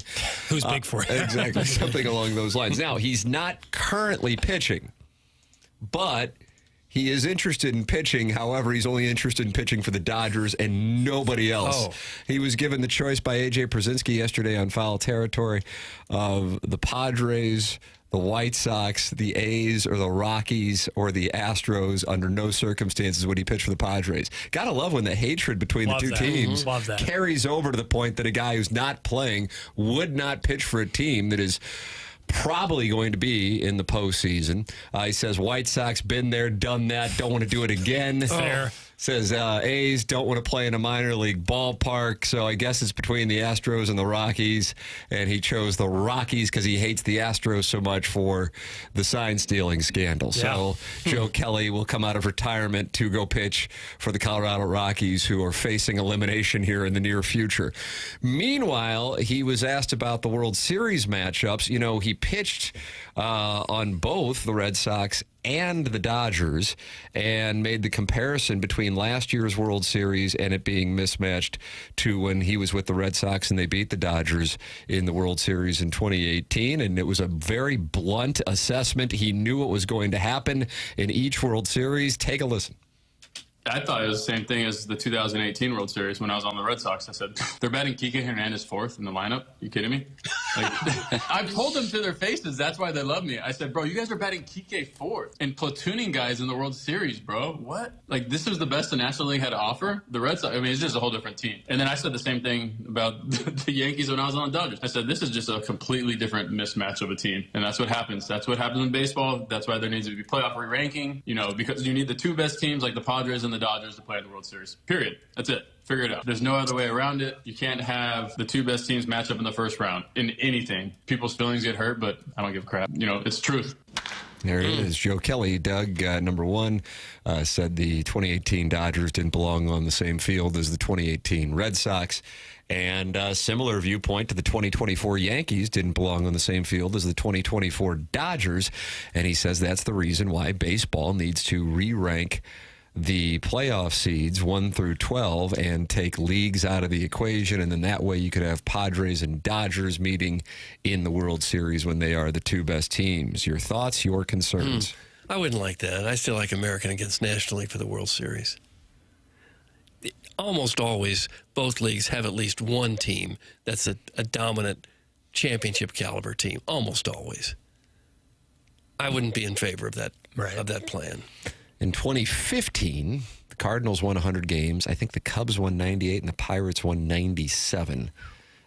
Within 24 hours, one of those teams was gone. It was the Pirates. And then 3 days later, the 100-win Cardinals were gone. And my preference, personally, is that they reduce the number of teams in the postseason.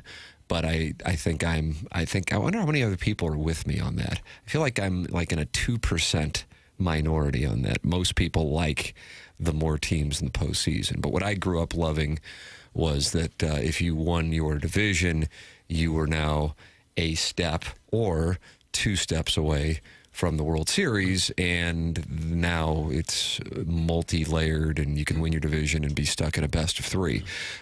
Joe Kelly is way more aggressive than that.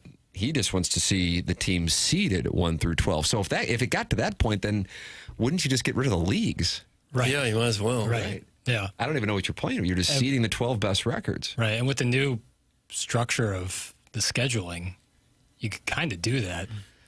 Like not seamlessly, but winning a division really has limited value right now outside of the chance that you're in a division that is so bad that the division winner wouldn't have gotten a wild card spot. Yeah. And how often is that going to happen with 6 teams getting in? Yeah, you'd lose out on some rivalry situations if you completely got rid of divisions and leagues. But seeding 1 through 12, it makes sense when you think about it through that way. I get what you're saying, Doug, on that all.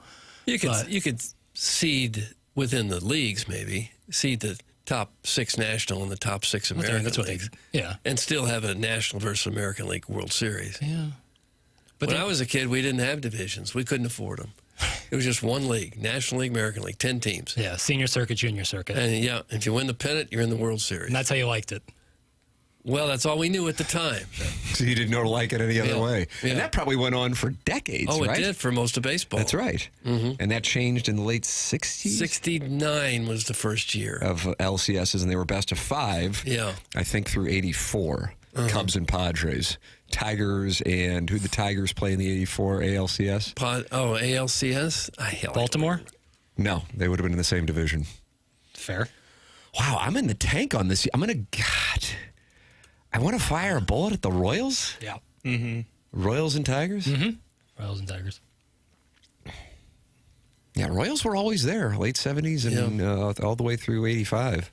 I don't mind the way it is now. I'm fine with it.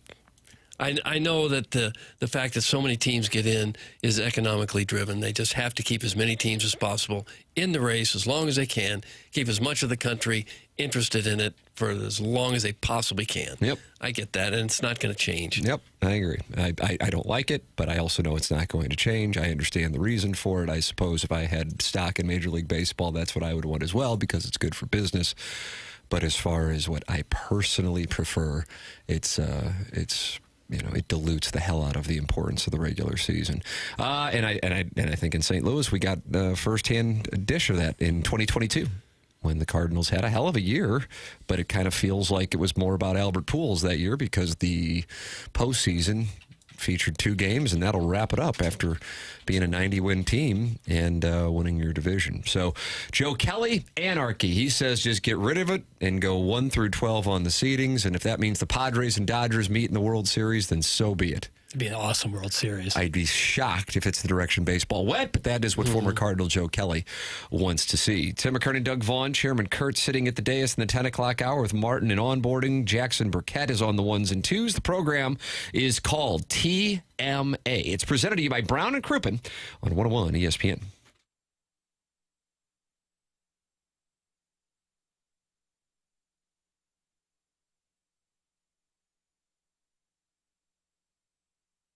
Dents Express is local, and Dents Express will take care of you to the point that all you got to do is just drop your car off. It's a local gem, Dents Express, family-owned and operated right here in St. Louis since 1992. Gray Wilson and his team are the go-to experts for paintless dent removal, whether it's hail damage, door dings, or those annoying shopping cart dings. And now what I love is these guys aren't just good, they're experienced. Their techs have been with them for over 20 years, and that means you can trust the people working on your vehicle. They offer free evaluations, no appointment necessary, and they'll even handle everything with your insurance. That's right. You drop it off, they take it from there. They're open Monday through Friday, 9 to 5, and located right in West County. Call 636-227-5050 or just swing by and tell Gray that we sent you their way. That's Dents Express, St. Louis's leader in hail damage repair. 636-227-5050 or just swing by Dents Express in West County. It's Dents Express, 636-227-5050.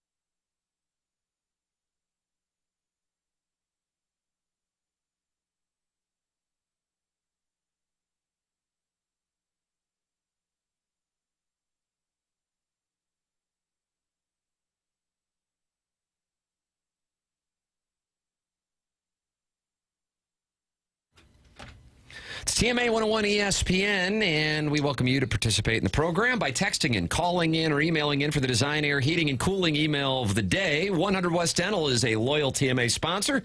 They built brand new offices with the most modern of technology with the patient experience at the front of mind. Online at 100westdental.com, and you can find them on Manchester in Baldwin. Give them my name, and you get $1,000 off Invisalign. If you're on the fence about Invisalign, they have a digital scanner that can show you a simulation of what it'll look like before you even go through it. It's 100westdental.com or call 636-585-0100. It's one of the very few dental offices that offer virtual consultations with the doctor. They're trying to reach those who are anxious about going to the dentist and showing them that the dentist can be an easy and preventative procedure that can help them in the long run by taking care of both their dental health and overall medical health. Check them out online. You can schedule your appointment without a phone call. Just check the calendar online for availability and book right then and there. It's 100westdental.com. 100 West Dental on Manchester in Baldwin. Cardinal lineup is out. Doug Vaughn has it for you. I believe it's the same lineup they used last night. Really? Looks like it anyway. Yeah. Wow. Donovan, Wynn, and Burleson, Contreras, Arenado, Sajasi at second, Gorman, DH, Pozo, Hampson in center, Palante on the mound. Worked so well last night, I guess I got to do it again. Where are you seeing this? One of the baseball fantasy sites, rotowire.com. Huh. Hampson's back in there. That's what it says. Are you sure that's not last night's lineup? It says today he's got Palante pitching. Okay, there it is. Hampson, 2 games here. Yeah, I'm seeing the same 2 thing. 2 games started. On MLB.com. But Gorman didn't start last night. Right, yeah. So that's the difference. Yeah, he's DHing and batting 7th. All right, Doug. Okay. You get Garrett Hampson. If he's available, you put him in the lineup immediately. That's right. Yeah. I imagine Lars Nootbaar is saying, what the hell? What am I, chopped I've been hitting liver? home runs left and right. Yeah, seriously. But once we got the guy that the Reds couldn't find a spot for, I'm out. Are his numbers against lefties just abysmal? I mean, what other excuse would there be to not put the guy who's hitting like Probably that? the only one. Right. Because, I mean, when he runs hot, he runs red hot. When he runs cold, he's ice cold. I don't know what to say. Palante is starting, not Gray, and Garrett Hampson will be back out there. So there you go. Maybe Ollie doesn't go for the jugular. Yeah, maybe evil Calvin had a take. It's like that guy next to me saying, take him out after one pitch. Take him out. I didn't realize he was the genius in the crowd. And you said to start the show, why question Ollie? Who said that? I don't know. It doesn't matter. No. As we've learned, it does not matter. Brett Bielema was on the Triple Option podcast with Mark Ingram and Urban Meyer. And Doug, he's presenting a little issue that's going on right now in college football. Take a listen. And have 2 freshmen coming in the room. We did lose a guy to Georgia.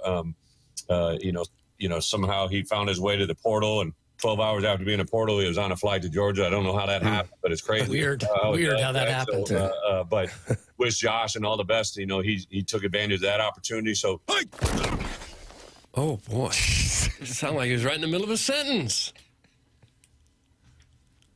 Huh. And I'll say this about the lineup. A second ago, this said confirmed lineup in green. Now it says expected lineup in yellow. Oh, Bill. I'm reading it on MLB.com Right. /starting -lineups. And I was reading the same thing you were. Okay. I like that little sounder there at the end. I worked hard on that one. Mm-hmm. It's TMA. It's presented by Brian and Croup, and this is 101 ESPN.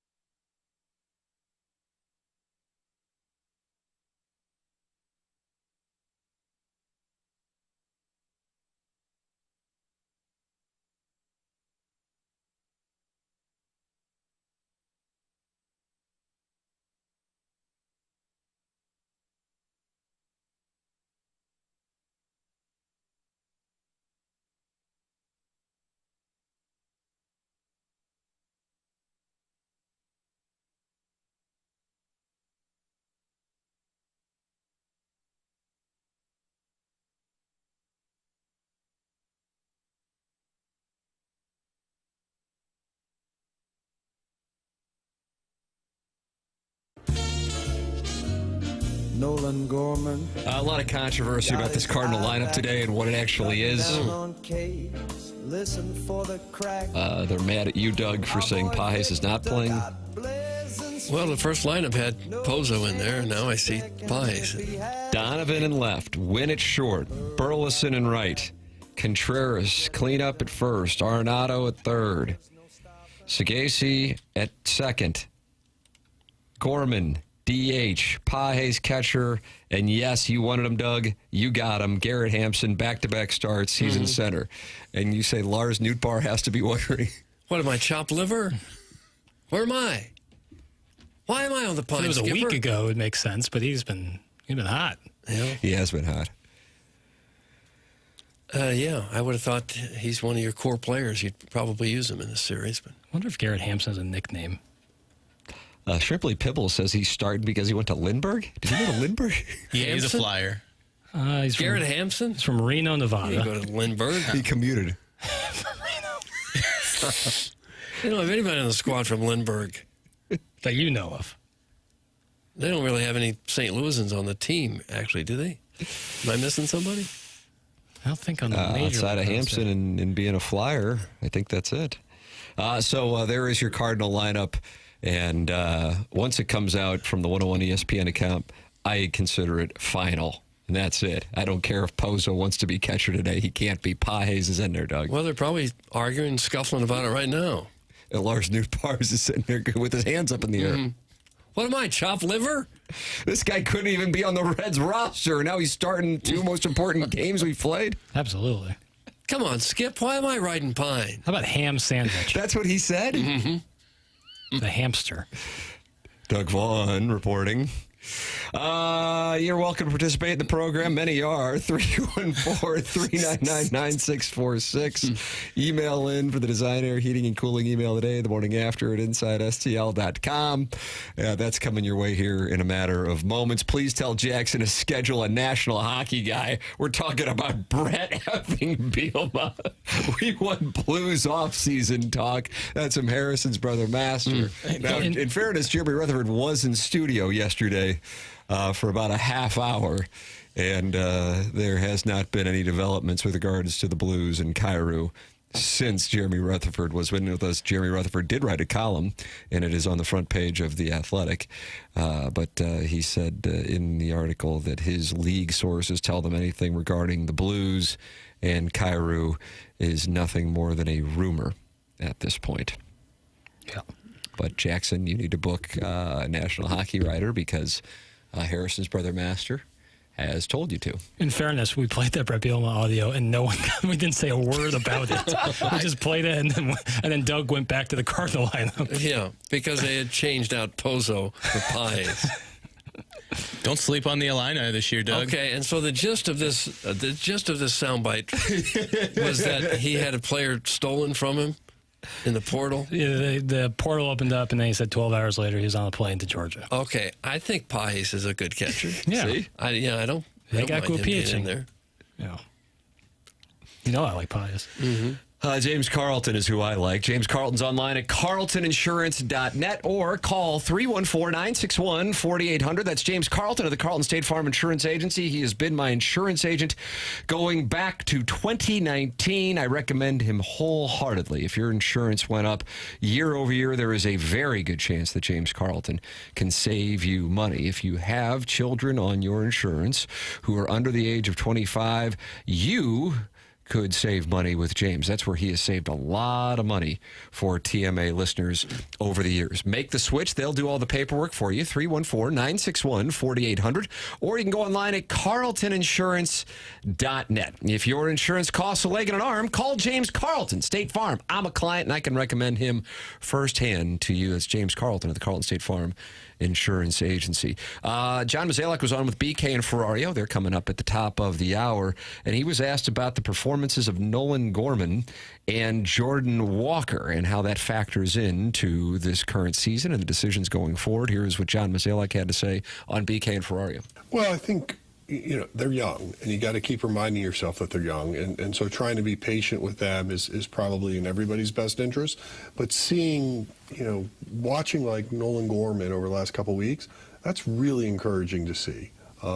He's getting his hits. He's getting his hits to all fields, but still showing power, and that's a great balance. And so, you know, ultimately, I think we're able to do what we set out to do this season, and I think players are taking advantage of it, and that's great to see. Base hit. And here is the conversation on runway. Doug, because you wanted to hear about. No, I don't need to hear runway anymore. You know, we went into this offseason wanting to give these guys a chance to play because we believed in them. I mean, we thought we were going to be good. We don't, like, I don't walk down the clubhouse and the mindset isn't that we're going to lose today. The mindset is we think we're going to win today. And, you know, if we really wanted to just blow this thing up, we would have made a lot of different trades this offseason. We would have moved on to players that are going to be free agents at the end of this year. But ultimately, we thought with the young core we had, the balance of those veterans, it made sense to give them this chance to play. Delayed hit, kind of a breaking ball, had to wait on it. Yeah, right. Stayed back, kept his hands back. Kind of a front foot hit, but he hit it right on the screws. Preview to Garrett Hampson today. Yeah, there's some runway for Garrett Hampson. I think Ham Sandwich. That's a decent nickname. Nootbaar's leading the club in home runs. Come on, Skip. Why am I riding pie? I don't believe that is accurate. I just read he had 11. He has 11? We read yesterday 10 was the leader, and he didn't play last night. No, Is this the same place you found out Pozo was going? No! Bill. Hold on. I want to get these things right. It can be subjective as to who's leading the team with home runs. It is. ESPN.com says Lars Zumar, 11 home runs, 35 RBIs. How did I read it yesterday that 10 was the leader? Moral on night talk. Wow. I think they're going to be good, Doug. The Illini? Yeah. Who's big for him? Juice Williams. Okay. Or 7. Slow day, fellas. You've been talking about the Cardinal lineup now for an hour, Doug. Yeah, look outside. Trying to figure out who's playing. Go to ESPN.com, bro. Go to ESPN.com, bro. Not much going on. I was going to say on Tuesday when I left on Thursday to go to Cape Cod and came back, I was like, boy, there was a lot more sports on when I left than when I came back. What happened? But yeah, baseball is the only sport.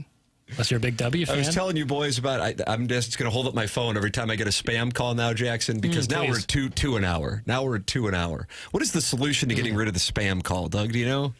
I don't know. I really don't know because I get them too.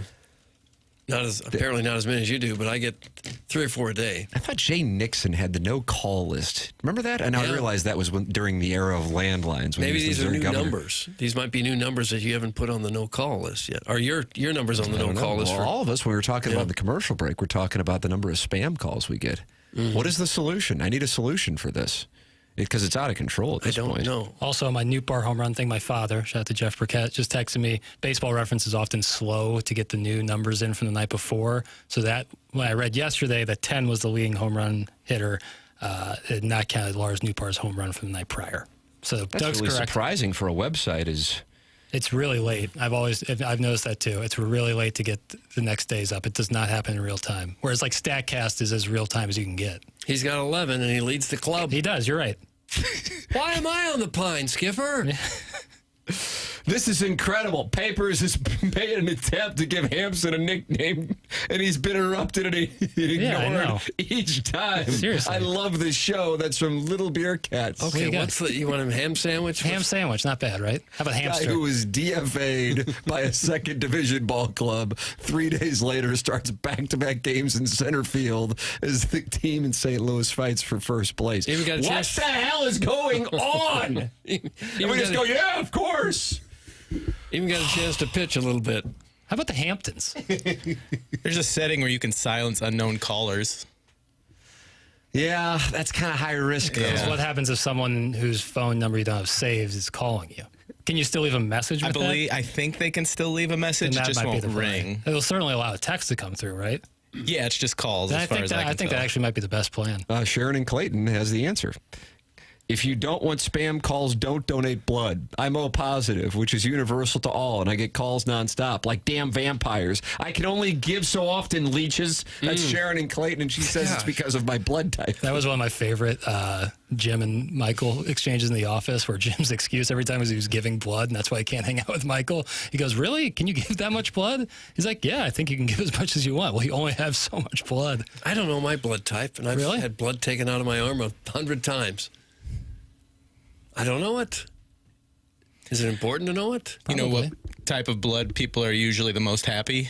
No. B positive. Oh, for heaven's sakes. That was folksy. Yeah, I didn't mind. Advanced. Design, Air, Heating, and Cooling email of the day is coming up. This is TMA 101 ESPN.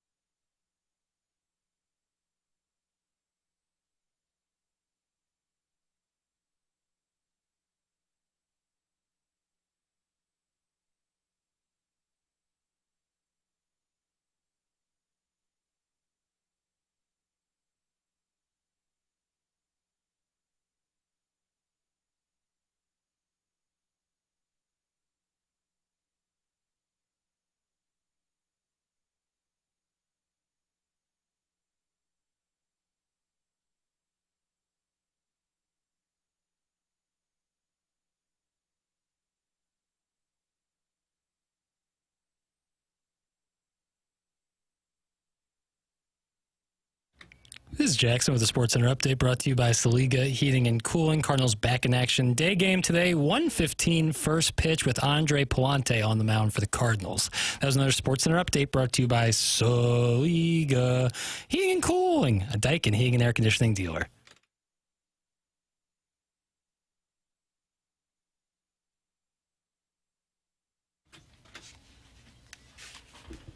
It's the morning after 101 ESPN. Show is presented to you by Brown and Crouppen, BK and Ferrario coming your way at the top of the hour. Fast lane from 2 to 6 p.m. Cardinals with a day game today.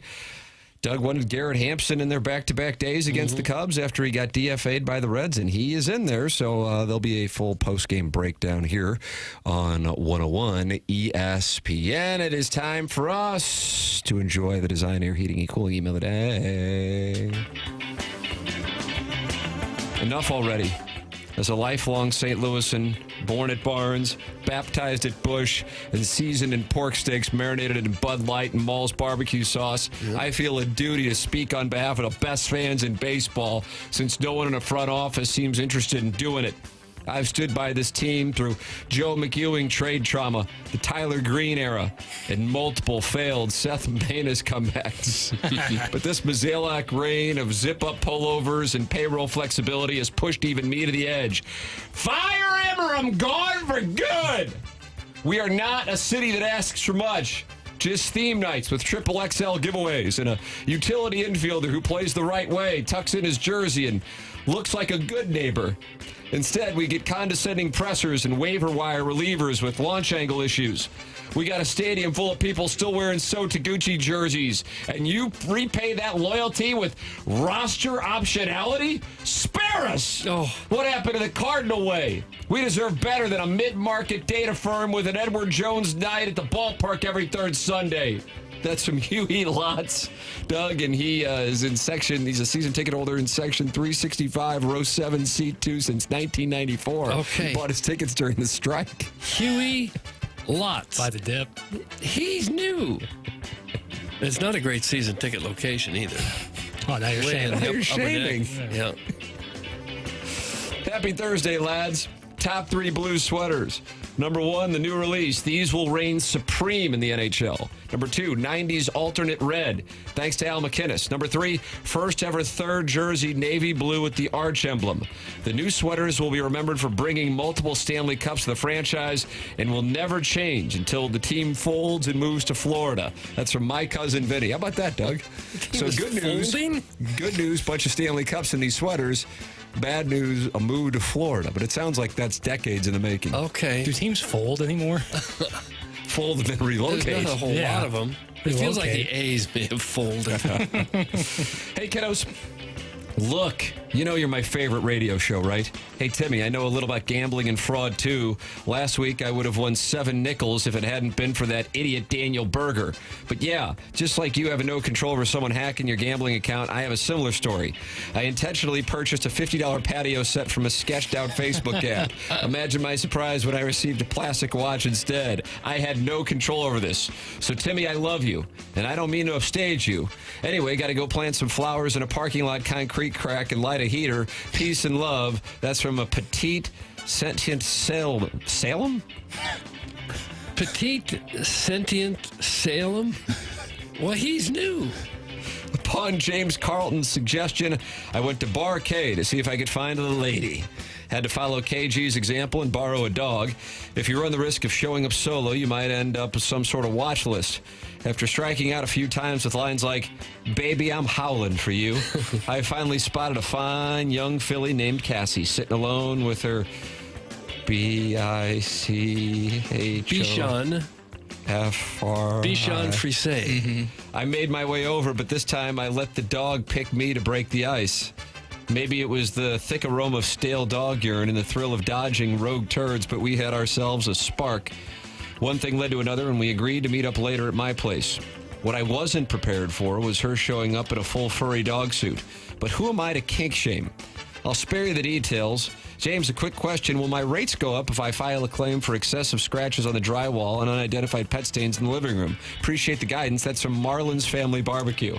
Marlon's Family Barbecue. And finally, ours is the type of presentation where a blind man from the swamp-ass taint of Festus feels free to drop in at any time and sit on hold indefinitely to request information he was already provided and could easily just tell his wife to podcast his Monday call instead of going to all the trouble of calling back so he can write it down on another piece of paper he'll probably lose track of. But that's okay because he needs to let us know that the little thing on Apple TV on Friday night sucks.